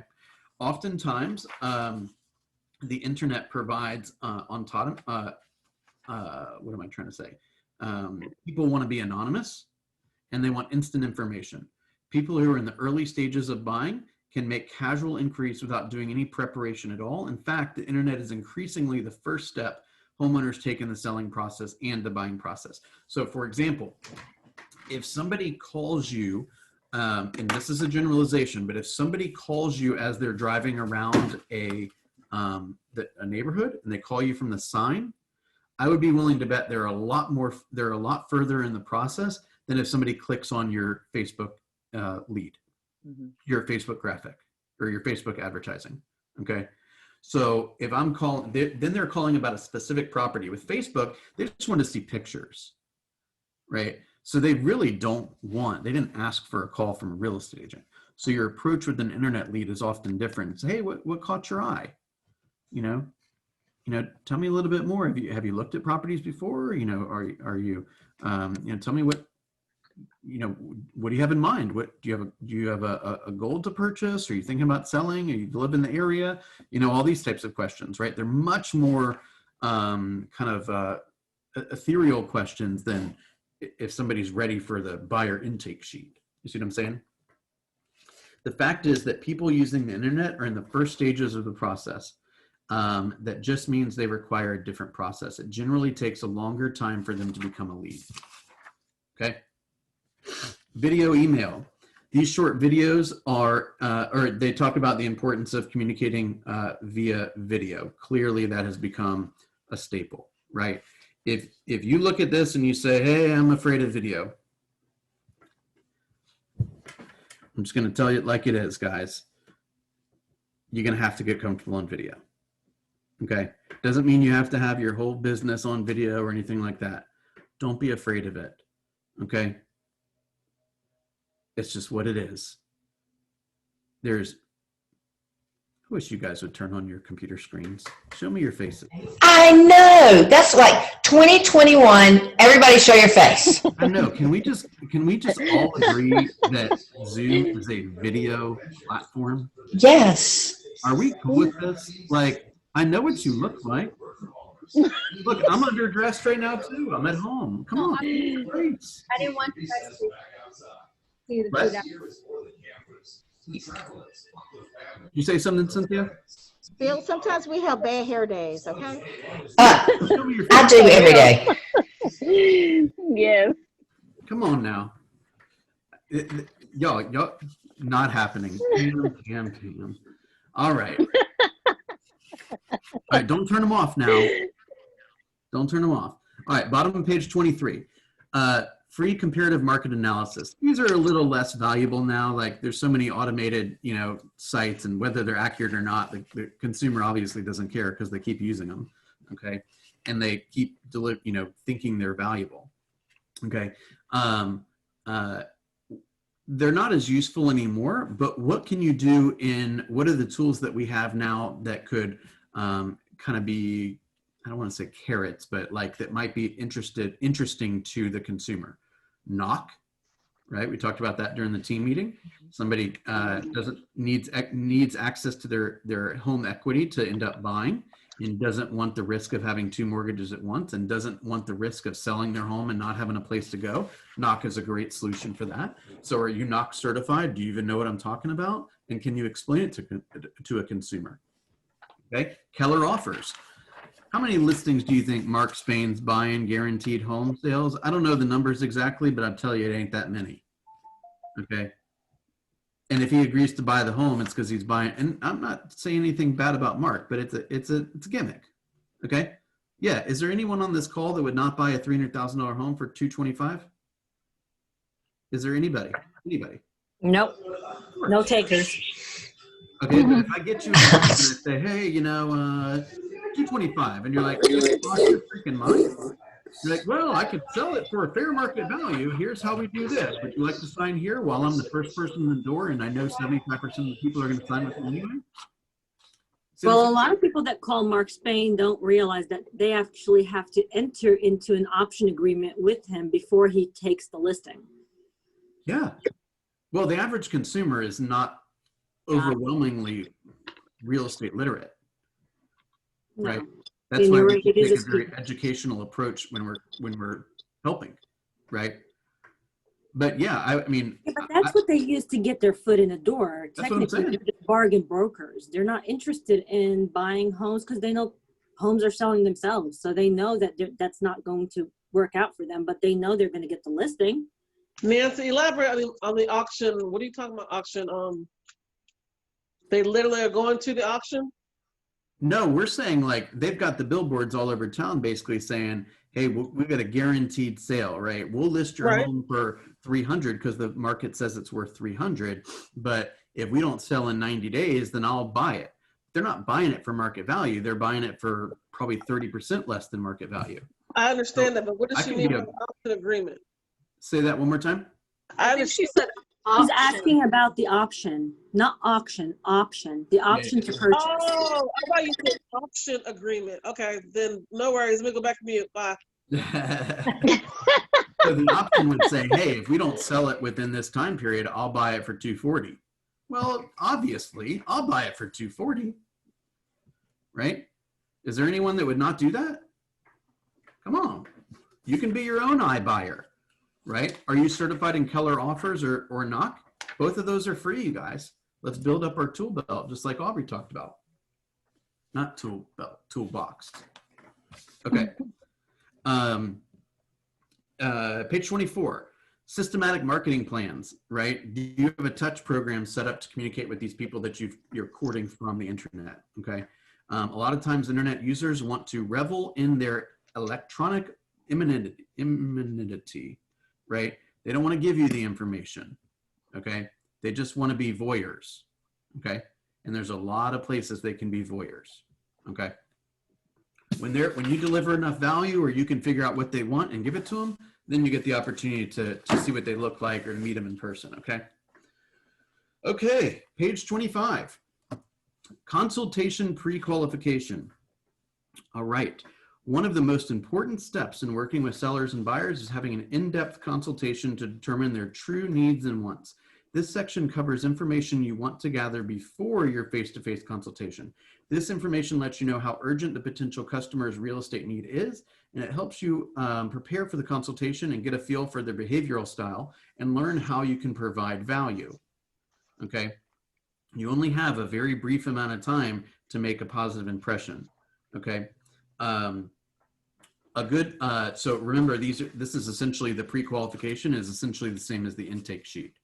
So you might ask a seller a question like, have you thought about selling the home yourself? Now, somebody might say, well, why would you ever say that to a seller? Right? Well, I want to know, because their response could be, no, I'm not going to sell the home myself. I'm hiring a realtor. They know what they're doing. Okay, now we're talking. This is the guy I want to meet with. But if somebody says, yeah, this is the first time, we've even met with a realtor. We've sold all the other homes ourselves. Okay, well, I need to be prepared. I'd rather prepare for that comment and practice the script 500 times, knowing that that's probably going to come up, rather than being surprised by it later on when it's going to come up anyway. You see what I'm saying? Mm-hmm. Yeah. For example, there's questions, are you current with your mortgage? We've got, what are the stats now? The last time I heard it was close to 30% of homeowners are in some form of, what do you call it? Forbearance. Forbearance, yeah. Right? So you got to have that conversation with people. Like, are they, there's probably unlikely that it's a short sale or a foreclosure, but you still want to make sure that you're providing that help and you're bringing up those topics so nothing kind of comes at you as a surprise. Okay. You should keep lead sheets everywhere you might be when you take a call, at your office, at your home, in your car, within command, etc. When a lead becomes a customer, the lead sheet is the first thing you should put in the file. As we said before, the second you start learning stuff about them, record it. Okay. So for example, if you find that they're their wife's name is this, or their husband's name is this, or they got a mountain house here, they like to go bike riding. Write it down, right? Because when you bring it up, they'll be like, oh my gosh, this guy's paying attention, right? And please don't hear me say like, this is not done to be manipulative. This is done to be courteous, right? You're building a relationship. Who do you want to have relationships with? People that are actually listening to the things that are important to you, right? All right. Next is a bunch of scripts, a bunch of role plays and scripts. So I'm going to scan through this pretty quickly, okay? All this is in your paperwork. Okay. When sellers call you, I'm on page 26. They are usually already interested in at least considering you as their listing agent.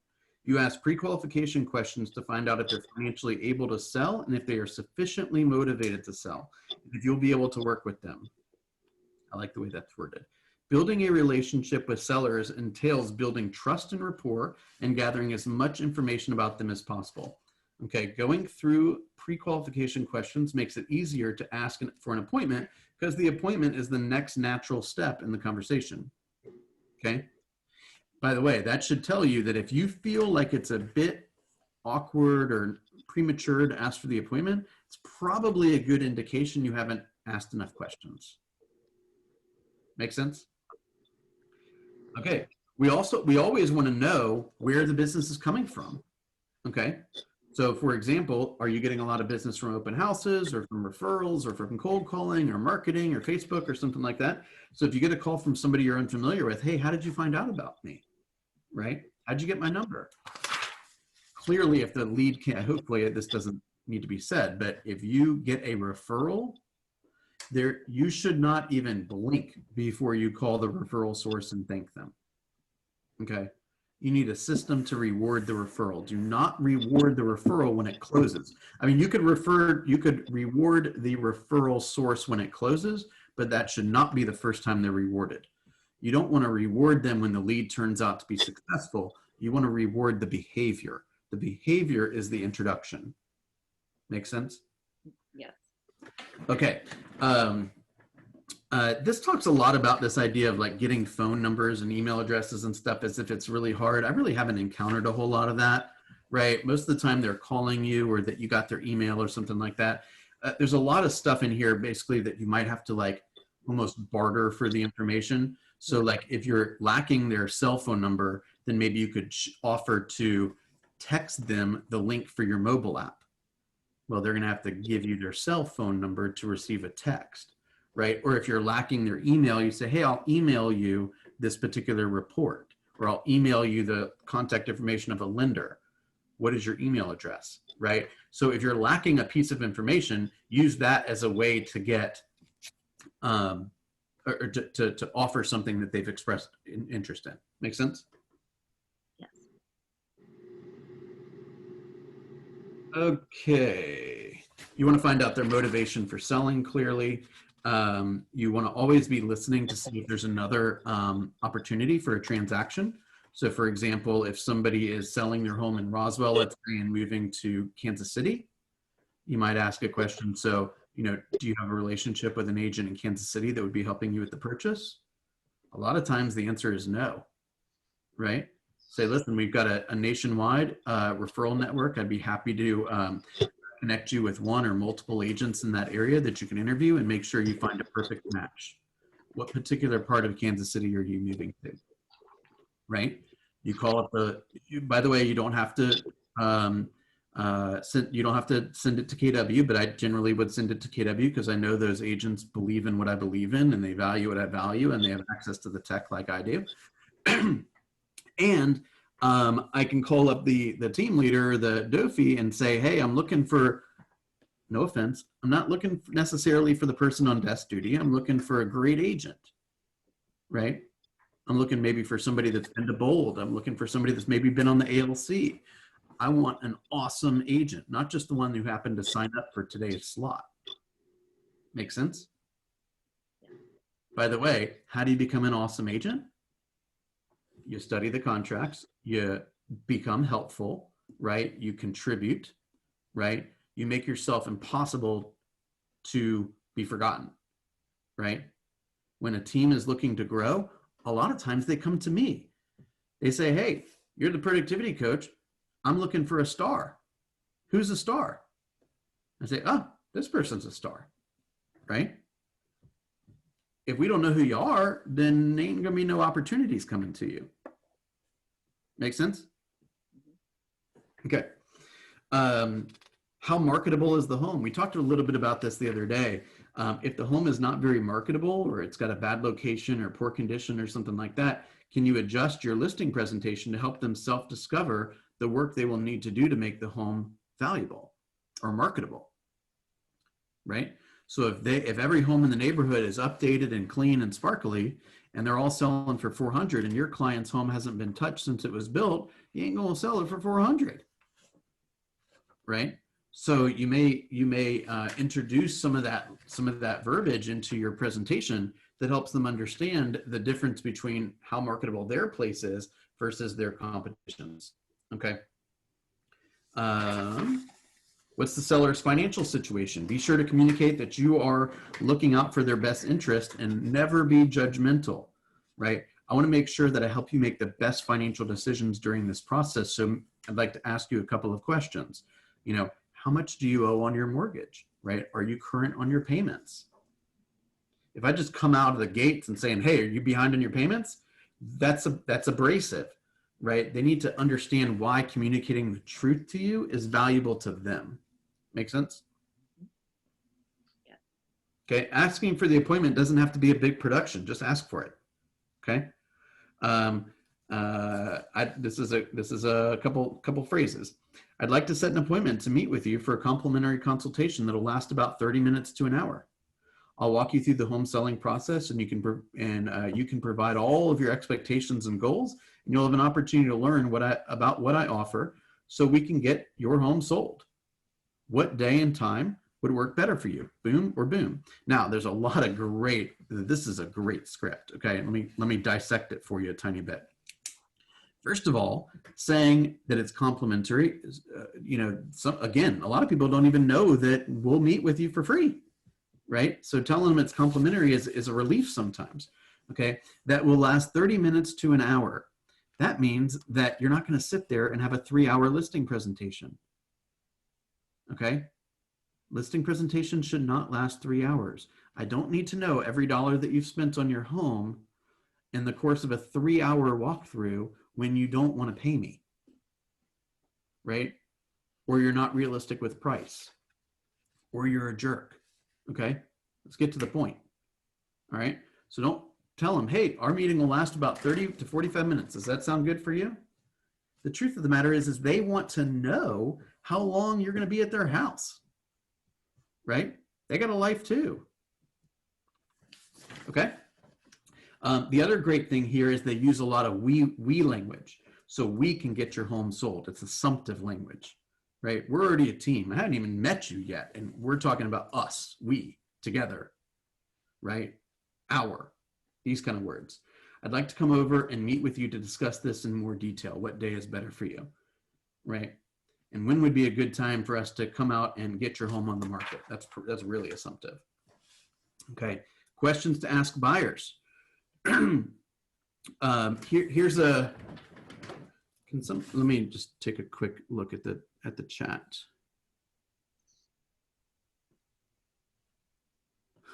Okay. Questions to ask buyers. Your first contact, I'm on page 30. Your first contact with buyers is often a phone call. Your most important goal is to get the caller's name and number so you can put that person in your database and follow up. You also want to get an appointment for a buyer consultation. The place where you hold the consultation is a reflection of your professionalism. Okay, remember, locations are a conference room at the market center, your office. In these locations, you can control the environment and minimize distractions. I've tried it all. Okay, I have tried giving a buyer presentation while people are going up and down stairs in the home. It don't work that well, and you end up having to explain everything else again multiple times.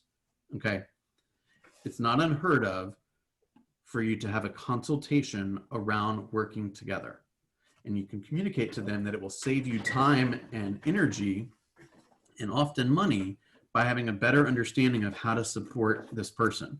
Now, yes, I have not done it 100% of the time. If there's a huge amount of resistance to it, then I will basically show them a house or two, and then we'll do the buyer consultation afterwards. And sometimes they won't even know they're at the buyer consultation. Okay. Hey, Bill. Yes, ma'am. So in my past experience, dealt with a mother, a single mom and all that. And the only time I was able to do a buyer consultation was at the house. And again, just like you said, up and down stairs, I could clearly see glazed over eyes looking through me that she wasn't really, she was just entertaining me. You know what I mean? And then when it comes down to it, she's thinking that she wasn't told the things, but you actually told her. But then you go back and look at the whole entire conversation. How do you, one, go from that and make sure that they realize how imperative it is just for a sit down with peace and quiet? Honestly, it's very challenging sometimes. Okay. What I think that I would do is I want them to better understand what this process includes. Okay. And sometimes I'm not afraid to attempt to scare the crap out of them so that they listen to me. Okay. It is a matter of, look, there's a lot of, things that you can do right now to best prepare yourself to be successful. Right. So once we're done showing the home today or after we see the home, can we have like 10, 15 minutes where I just go over a couple things with you and make sure that I know exactly how to best support your goals, and I'm totally clear on your goals, and I give you a few really important things to think about moving forward. Sound good? Right. So like, again, look, these buyer agency agreements are terminated. You can terminate them at any time for any reason at no charge. Right. So if they're going to ghost you, they're going to ghost you. Okay. So and I'm not saying I'm doing it always right, but I would generally, my first goal was to get belly to belly with them. The second I got belly to belly with them, everything changed. There's a certain level of commitment that happens when people see each other. Yeah, I agree. Okay. And the faster you can get to that, the better. Okay. You get to that, they start feeling bad if they don't work with you. You got to use that to your advantage. Okay. Especially with Zoom, I could send somebody a Zoom link and be looking at them in 2 seconds. By the way, I know there's some brand new people on this call. Will you please get Zoom? Okay. It's like having email now. Get a Zoom account. Okay. And be able to know how to use the service, know how to share the screen, know how to send a link, know how to add it to your calendar. This is a tool of 2020 and 2021. Just get it. Okay. We'll say, Bill, to practice with them. Don't do it. Sorry, I got a call. Couldn't hear you. Say that one more time. Yeah, can you guys hear me? Yes. Okay, yeah, in like practice with your family. Send it to a family member or someone to do the link. Don't try it with the client. Like if this is the first time you're using it, do it then and like practice sharing, doing all those things, because it doesn't look good on you. If you're I've interviewed agents before where they're like, oh, this is like the first time I've used Zoom. And it's like, November. And I'm like, have you been sleeping under a rock for the last like 9 months? Right. And God, for crying out loud, I told you last week we're going to use Zoom. So if you didn't know what it was, just Google it and figure it out and play around with your family so you don't look like an idiot in front of me. Are you finding that you have to do like more than just Zoom, like Google Hangouts, WhatsApp, all that kind of stuff, Duo, whatever? I'm glad you asked that, Nicole, because we tend to think Zoom is like the only way to do it. But you could even ask them, hey, I'm familiar with a number of different technologies. Do you prefer one over the other? Would you like to do Google Meet? Would you like to do Skype? Would you like to do Zoom? Would being in person be better? I'm happy to meet however you feel most comfortable. And they'll be like, oh, Zoom's good. But at least you offered, and at least you told them that you were competent. I've had someone say Google, they want a Duo. Yeah, we had somebody send, my wife's aunt wanted to do this big family get together thing on this Microsoft thing that I've never messed with, right? Like Microsoft, but I said it to myself and I downloaded the link. Oh. Actually, I told my wife. I think you can do a screen share on Duo. What's that? I don't believe you can do a screen share on Duo. It's more like WhatsApp. Okay. Yeah. So if you're putting a presentation together, you're not going to be able to show slides to anyone. Right. And you could say, hey, I've got a couple slides I'd like to share with you. Can we hop on Zoom together? Right. Okay. Obviously, you want to communicate with people the way they want to be communicated with, right? So you're asking people, how would you like to be communicated with, right? Is text best? WhatsApp best? Email best? Phone call best? Etc. Okay. When you get into relationship with them and you're in actual the transaction, you might want to ask questions like, because a lot of times there's more, spouse and these kind of things, and you want to say the same thing once instead of saying it 5 different times. So maybe you have like a joint text, or you get everyone on conference call or something, especially if it's bad news, right? Hey, the appraisal didn't go through. Don't send that by text. Okay, please. Okay, and I've said this to people before, and a lot of people, especially new people, think this is a little strange, but a lot of times I don't answer my phone. I let them leave a voicemail so that I can hear how they're speaking. I can hear if they're stressed. I can hear if they're happy. I can hear if they're nervous. I can hear how quick they talk, how slow they talk, how much detail they give me, right? I'll call them right back, but this is a mind game, right? I'm listening to every little piece of advantage I can take, I'm taking, right? There's a lot of money at stake. Make sense? Corey, I saw that look. All right. Once you have a person's name, use it, right? People like that kind of recognition, and it builds rapport. So when you're meeting with somebody, you ever speak to people and they're like, and so Corey, we're going to do this next. And you don't overdo it, but just drop the person's name in there every once in a while. Make sense? Okay. Makes sense. This is I've actually never read through this until yesterday, but here's a guy that said, how do you make sure that you're getting accurate contact information from people? Okay. And he says, can you give me your phone number, please? And the buyer says the phone number. And then you repeat back The wrong number. the wrong number, right? Maybe transpose 2 numbers. I do it all the time. Me too. Email address for sure. So Bill, what's your best email? Bill Linkwald at Gmail. So bill.linkwald@gmail? No, that's Bill Linkwald at Gmail. Okay, great. Thank you. I do it all the time. So I learned it from you, Nicole. I love that, you guys. I love that. And then they'll correct you, and then you know it's right. Okay. You want to find out, does the person have a relationship with an agent? Right? Has an agent already taken you out to show properties, or have you seen properties with an agent? Yes. Well, how's that going? Right? Pretty well. That's great. Well, so we don't want to cross a sign, right? Real estate agent can really help a lot. If anything changes, feel free to give me a call. Okay. If they say no, it's not going well, then you say, hey, I got to respect the relationship you have with the other agent. Here's my contact information should something change. Remember that the vast majority, again, we said the vast majority of agents aren't that good, which would imply that the vast majority of real estate agent experiences are not that great. So if somebody just bought or sold a piece of property and they're still local, and they say, yeah, I just bought a home, like let's say I have an old lead or something, and I call and they say, oh, we just bought a home. Rather than saying, congrats, have a nice life, I would say, oh, awesome, congratulations. So how was your experience? And literally 9 times out of 10, they're like, the agent sucked. Oh, I'm sorry you feel that way. So let me ask you, in the future, when you have a real estate need, who are you going to call? Well, I don't have anyone. Great. Here's my information. Here's my mobile app. Thank you very much. So make sure I got all your stuff down, and we'll talk later, whatever, right? So now you've just picked up a client or prospect, okay? Remember, we never criticize our competition. We never talked bad about other agents, okay? Let's see. we want to know who else is a decision maker in the process, right?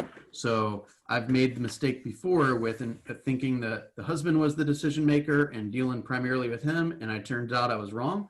Or the wife was the decision maker, it turns out I was wrong again, right? So I'm asking questions about who's involved in the decision, right? It's not only a spouse. It could be like the aunt in Chattanooga that wants to come in, who might be funding the down payment or something, and she wants to be involved in the, you know, to sign off on it, right? So, hey, is there anyone else that's going to be buying the home with you, or that, you know, kind of needs to hear a lot of the things I'm saying? Like, does your aunt in Chattanooga need to know about the due diligence period? If so, let's get her on the phone. Let's talk about it right now. Make sense? Do you need to keep anyone else in the loop, especially with an LLC? Oh, for sure. LLCs, you know, it's a corporation, limited liability company technically, but oftentimes there is a there might be one decision maker from a legal, I'm going to sign on behalf of the LLC, but oftentimes there's a lot of people behind the scenes that want their opinion to be heard. Hey, Bill, I need advice. Okay. I got a call from someone who wanted me to look up his property that he has recently purchased a fixer-upper and he wants to sell. And I did my due diligence and I found out that his name was not on the title. It was a husband and wife, and it was a husband, and then the husband the same day added the wife, so it was recorded twice. And I'm thinking, okay, this does not look like the kind of partnership he mentioned to me. So how do I ask him in a polite, professional manner, what is your position in this equation? I think that's it. Just Yeah, I mean, my first had a conversation where he kept talking about the property as if it belongs to him. I don't want him to feel like I'm snooping around, but it is our job to find out details. He doesn't know. I would just say, you know, I'm looking up in the, I'm looking in the tax records here, and it says this particular entity or this particular person or people are the owners. Is that been updated? Is that correct? Is there something else that I need to know about? Right. So I just come from curiosity, you know. And I think even in situations where like there might be something like really weird going on, that's an appropriate way to ask.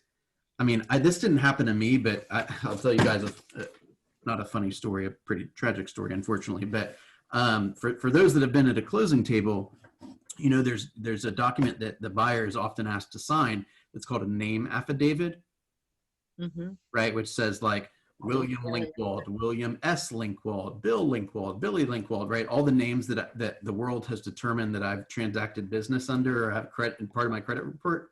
And so I heard the story where the wife and the husband were sitting together, and the wife was asked to sign this document. And the husband looked at the document and saw that the wife used to be known by this other name. Turns out that she had been previously married and had never told him. Oh, that's terrible. So needless to say, that deal did not go through. Speaking about awkward. Right. So like there sometimes is crazy stuff. Okay. All right. Let's keep going with a couple of with a couple of What's scripts done in here. the dark will come to light always. What's that? I said, what is done in the dark will come to the light always. I like that. I like that, Nicole.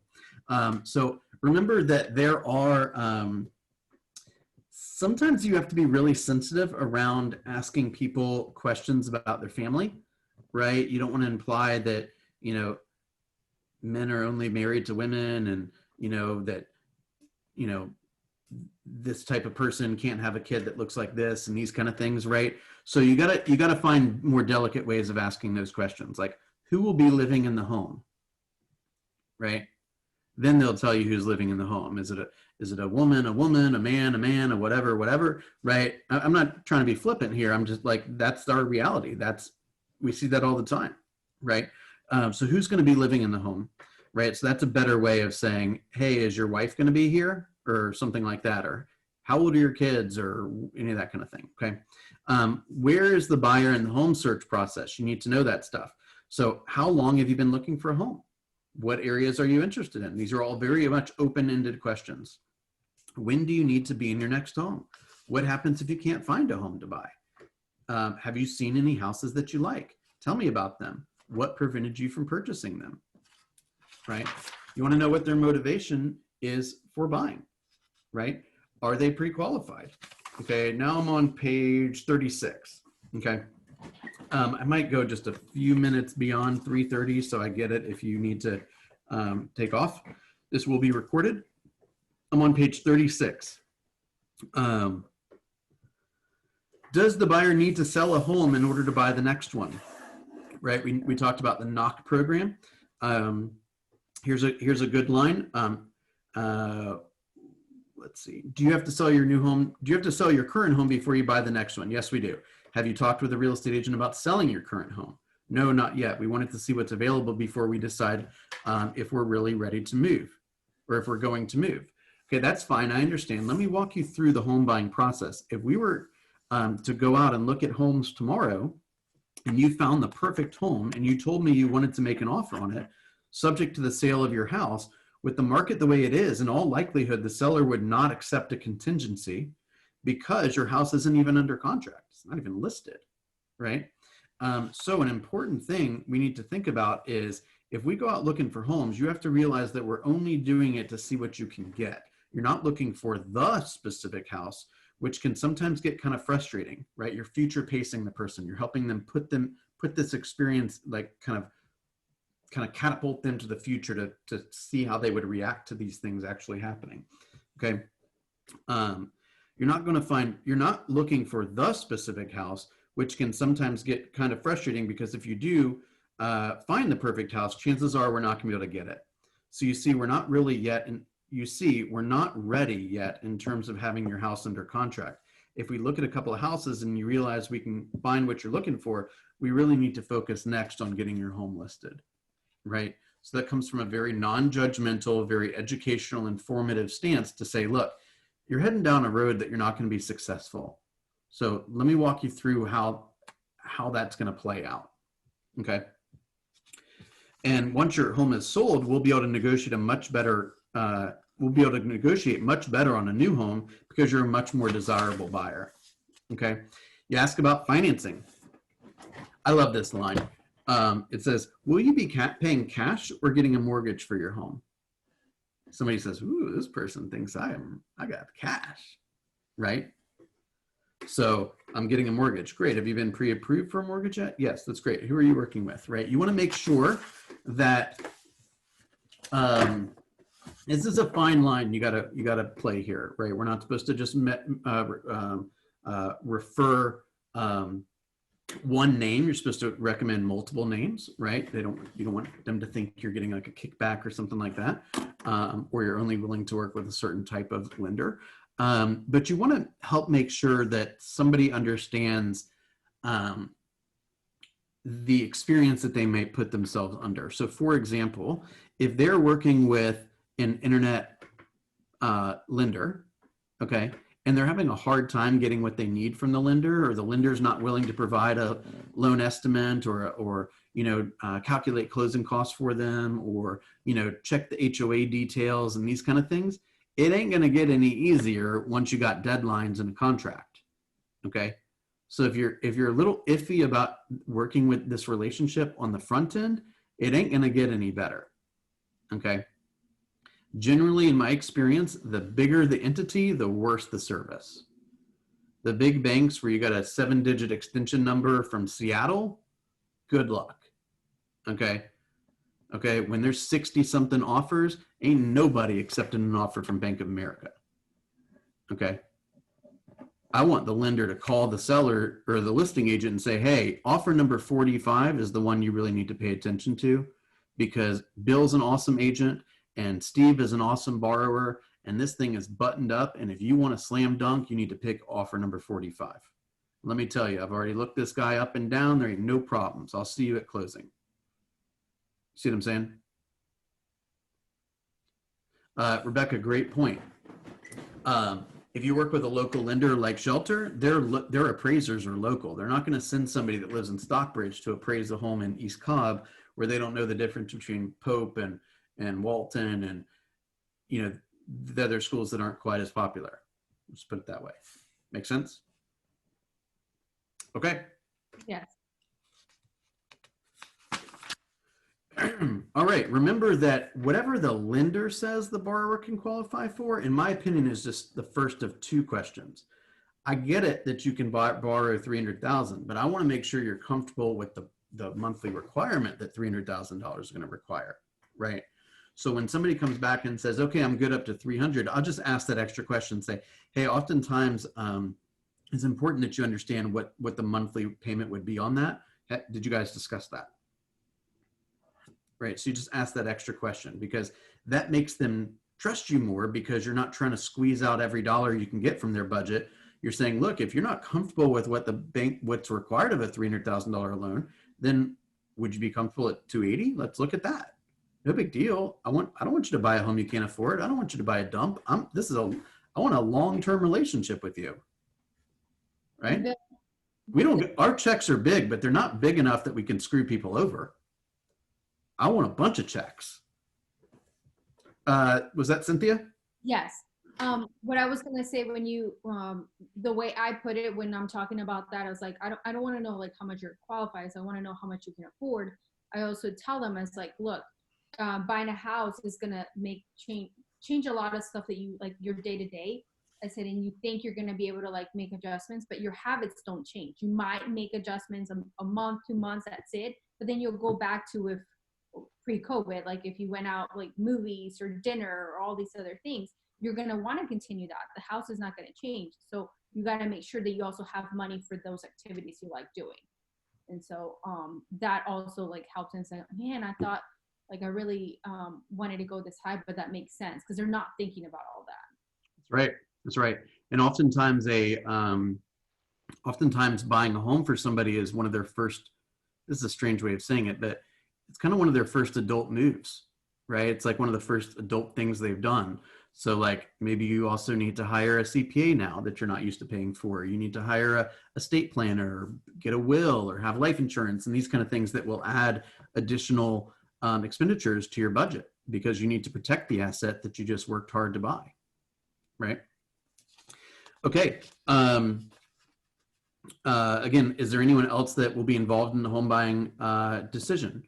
Right? Are there any barriers to making a purchase? I love this line. On a scale of 1 to 10, with 10 meaning you must buy a home as quickly as possible, and 1 meaning you're not sure really that you even want to buy, how would you rate yourself?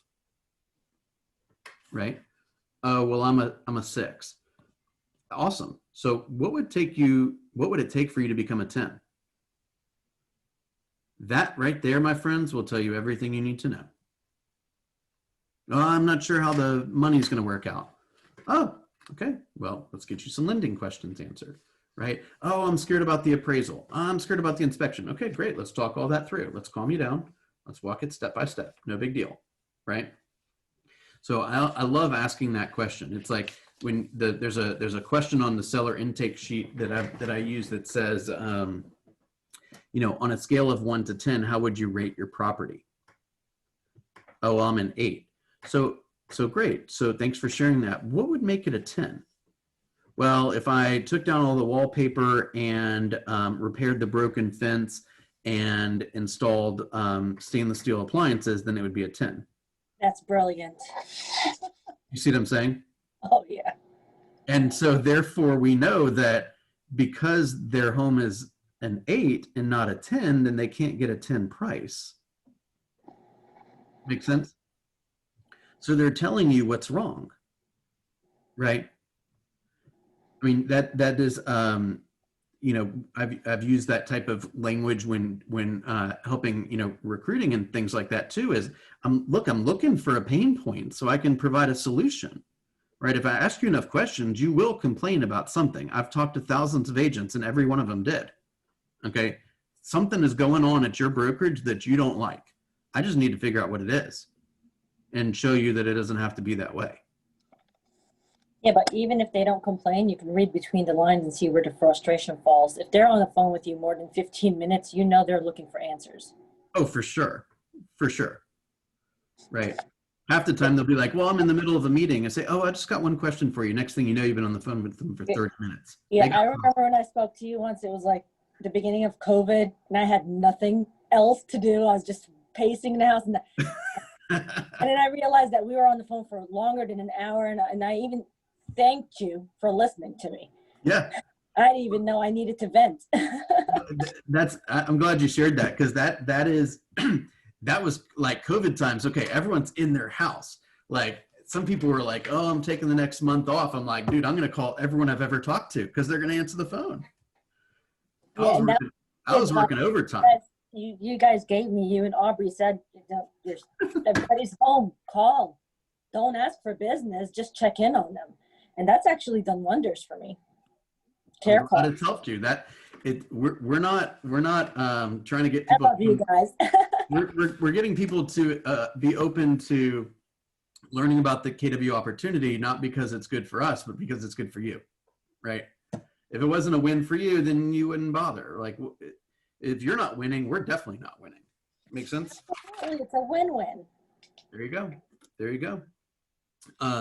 A lot of times you need to convince them, or not, convince is not the right word, but you need to inform them. I'm on page 40 now, of what are the benefits of even meeting, right? What are you going to learn about them, or what can you share with them in exchange for an hour of their time or half an hour of their time?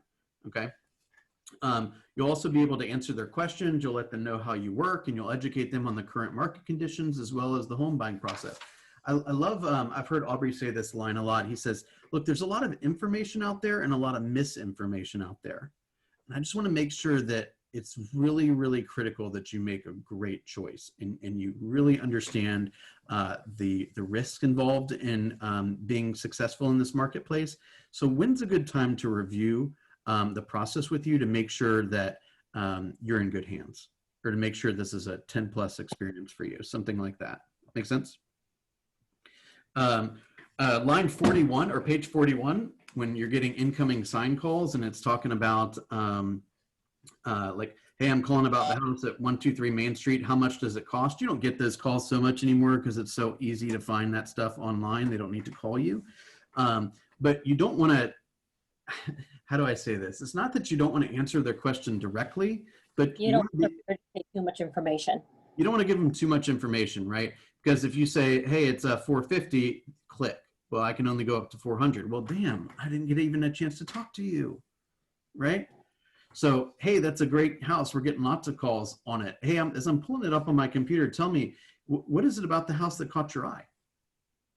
Oh, the backyard. Oh, the backyard's great at that house. We're getting a lot of feedback on the backyard. Hey, the listing price is 450. Is that in your price range? No, I'm up to 400. Awesome. Well, there's another neighborhood right across the street where I know there's another property available. It just came on the market. It's got a similar backyard.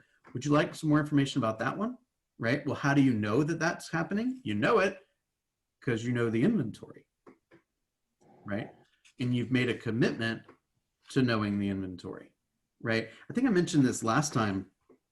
That's why Apple had to open up their own store, is because they had to train their people. They wanted to train their people on how to communicate the value of a $2,500 computer when the one next to it was $700. And the people at Best Buy weren't capable of doing that. Make sense? Mm-hmm. You have to know your inventory. All right. Remember, page 44, can you tell me about the schools for that location? Ooh, you better be careful. Okay.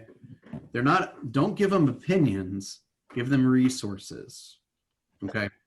Let me give you a couple of websites that you could learn, that you could review so that you can understand a little bit more about what specific questions you may have. Okay. I don't see this too much anymore, but every once in a while we get, we're getting tested, right? Somebody will call and basically try to test us to see if we'll have any, if we'll do any type of, you know, oh, you don't want to live over there, you know, bad schools there, bad people there, or whatever, right? You remember my text message, Bill? Oh yeah, that's right. I forgot about that. That was like a year or two ago, right? No, it was about a few months ago. Oh God. See, summertime. we're all losing track with COVID. I feel like that was like last century. It was in the summer going into fall. Tell us about that, please. So basically, in a nutshell, the gentleman asked me about the property just via text. It was my listing. And then we exchanged a couple things. Then out of the blue, after we exchanged a couple things, he says, "Are the owners Black?" And I sat there for about 10 minutes thinking, okay, how do I approach this? One, if I tell them yes or no or whatever, I'm wrong, right? And I have it clearly in writing. And then I'm thinking, if I don't answer, then I'm probably wrong again because I'm not inquiring on everybody the same, right? Mhm. So I think basically, Bill, what did I said, basically a technical, that's something I cannot answer. And then later on I said, if you want to shoot me over your pre-approval letter, I'll be happy to show you the property. So I kind of like addressed it legally and then just went straight to, what time would you like to see it? Yeah, you got to be really careful about that stuff. Provide them resources. So if they say, "Hey, what's the crime like over here?" You'd say, "Hey, let me send you some data of the police department. And you can look that up on your own." Nancy, were you about to say something? Yeah, I want to chime in on something. I've had something very similar with a buyer as well. So my response to them was, do you want the house or do you want to court the owner? I mean, seriously. And I say this to sellers all the time because for some reason sellers always wanted, I had one seller that looked up every single buyer on Google, Mhm. and said to me about the one that the offer we accepted. He goes, "I'm not sure he's qualified to purchase this home." And I said, "Well, what makes you say that?" He says, "Well, his name is very foreign." Oh my gosh. Yeah, and I said, "Listen, do you care about the name or do you care about that we're going to close?" He goes, "Obviously, we want to close. I got to close on my house in Nevada." And I said, "Well, then that's what matters. I've already called his lender. He qualifies. He is not a first-time home buyer, and I've looked him up on several properties in Georgia alone." And so I, even though I was dealing with my client in the line of questioning, I also did not appreciate it, but I steered it in a different way. Yeah, sometimes that's really tough because if I was at the beginning of a relationship with somebody, I might be like, "Hey, I just got to let you know, I don't do that." So there'll be none of that in our relationship. Are you clear? Well, mind you, it was crickets after that. There was no other conversation. He had nothing else to say. Yeah. But I wonder if I was being tested personally. So just be aware of that. Okay, send them. Don't provide opinions. Provide resources. Okay. Now, opinions of price and that kind of thing is different. I'm talking about subjective things like, is this a good school district? Remember, I told you guys that story about how one day early in my career I showed a $700 rental, $700 a month rental, 1 bedroom, 1 bath, kind of dumpy condo in Sandy Springs, and the woman walked in the door and she started bawling. And I was like, "Uh-oh, what's going on? Are you okay?" And she was just bawling. And I gave her a couple minutes and she says, "I'm just so like, I've never been able to afford a place like this. Right? This is just such an awesome moment for me." Right? So later that day, I show a $700,000 house to this other woman. And I walk her into the master closet, which was literally like twice the size of the condo that I had showed earlier in the day. And I said, "How big this closet is?" And she's like, "This closet's tiny. This is not going to fit all my stuff." Right? So we just don't know the people we're interacting with. Right? We got to stay out of judgment. We got to ask lots of questions, and we got to provide the value that they expect from us or more. And you're right that the crime is a big one that we always get. Like, is this a safe neighborhood? Well, is any neighborhood really a safe neighborhood? You can go to, the local law enforcement and they'll give you statistics, but they won't tell you which is a safe neighborhood. Right, and that stuff's all in the past. So like, even if there's never been a crime in this particular neighborhood as of now, tomorrow something could happen. Absolutely. Right. So you gotta, and even the buyer brokerage agreement says like, hey, there could be sex offenders that live nearby. You got to do that research. And hey, there could be things that are objectionable that some people might think are objectionable, like a power tower or a sewer plant or whatever it may be. Like, you got to do this research on your own. Okay. And when I send out the first FMLS search to them, I have a and it's fairly long, but note to them that gives them resources to search and emphasizes Georgia's a buyer beware state. And I just keep reiterating that. Then when we have a buyer consultation, I say it again, and I don't really get that many questions about that kind of stuff because I've addressed it up front. Yeah, I have a buyer that bought a place over in Decatur. He got a screaming deal on something, and part of the reason why he got a screaming deal was because there's a big power tower in the backyard. And he was getting pretty serious about the home. I said, so what do you think? Is this something that you have a concern about?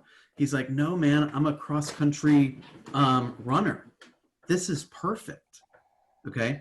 I could run cross-country for miles and miles and miles, and it's right in my backyard. So who the hell knows what these people want? That's right? awesome. You just got to ask them, right? All right. Don't forget that the faster you can get in front of a prospect, the better. Okay. Particularly in this market. If somebody says, well, I can't do anything for 11 months. Honestly, I think I would probably still meet with them because I know that if I can communicate, if I can share what I do and how I do it with somebody, 99 times out of 100, they're going to like me. And I'm not trying to be boastful. That's probably the case with most of us or all of us. Okay. Get in front of them, prove your value, and stay in touch. You'll get the business. Okay. Don't be like, oh, I'll call you in 7 months, because somebody that's more aggressive or assertive will get the business, not you. And then you'll be calling them and saying, hey, just checking in to see, you ready to meet with the lender? They're like, oh yeah, we just had a house party. We just bought. Well, I thought you were going to buy in 12 months. Well, we changed our mind. Well, I thought you were going to call me. Well, we forgot who you were. Well, damn, that was a $10,000 mistake. Right? Okay. One thing I always would say to buyers is as soon as possible, even before the meeting, I wanted them to make sure that they understood that any property that they found, regardless of where they found it or who the agent was or who the broker was or whether there was a new construction or resale or whatever, was a home that I could help them pursue. Okay. That was a very, very important message. So if they went on Zillow or Redfin or My App or KW or whatever, if they found something they were curious about, I wanted them to call me first. Okay. And I'll help get all the information you need. The other thing I wanted to make sure they understood was that I'm ultimately compensated by the owner of the home that they pursued. So there was no I wasn't trying to get them to buy a Keller Williams house or something. Because most of the consumers don't even know what's going on, right? They're like, well, I used Keller Williams before. When somebody says I used Keller Williams before, that's enough to tell me they don't know what they're talking about. Okay. You use an agent. You don't use a brokerage. Okay. Well, I used Keller Williams before and she was really mean. What's that got to do with anything? Okay. So right then and there, I know this person needs a little bit of education. So I'm going to take it slow. I'm going to tell the person what she or he needs to hear, and I'm going to go get the business. Make sense? When somebody says, oh, I've got a friend in the business or something like that, you might say, something you might want to think about is when you start to buy or sell a home, your life becomes an open book, including your financial situation. Also, real estate can be really risky and something could go wrong. You might want to reconsider using your friend. That's pretty assertive. I don't even know if I would say that. I wouldn't say that. Right? Would you like to learn more about what's involved in buying or selling a home? Right? Or, hey, I certainly appreciate your desire to work with your friend Steve. Would you be willing to have a second opinion? Or do you have any concerns about working with a close friend? Right? Something like that's much more my style. Just to create a tiny bit of doubt and then let them speak. Right? I once had a guy, I was recruiting in Iowa, And I said, so have you ever spoken with anyone about Keller Williams before? And he says, yeah, my brother is at Keller Williams. I said, oh, well, I'm thinking to myself, well, this conversation is going to be short, right? Go talk to your brother. He can help you. He's like, I hate my brother. I'm never talking to my brother. He just happens to be Keller Williams. I said, all right, well, I'm on record. Right?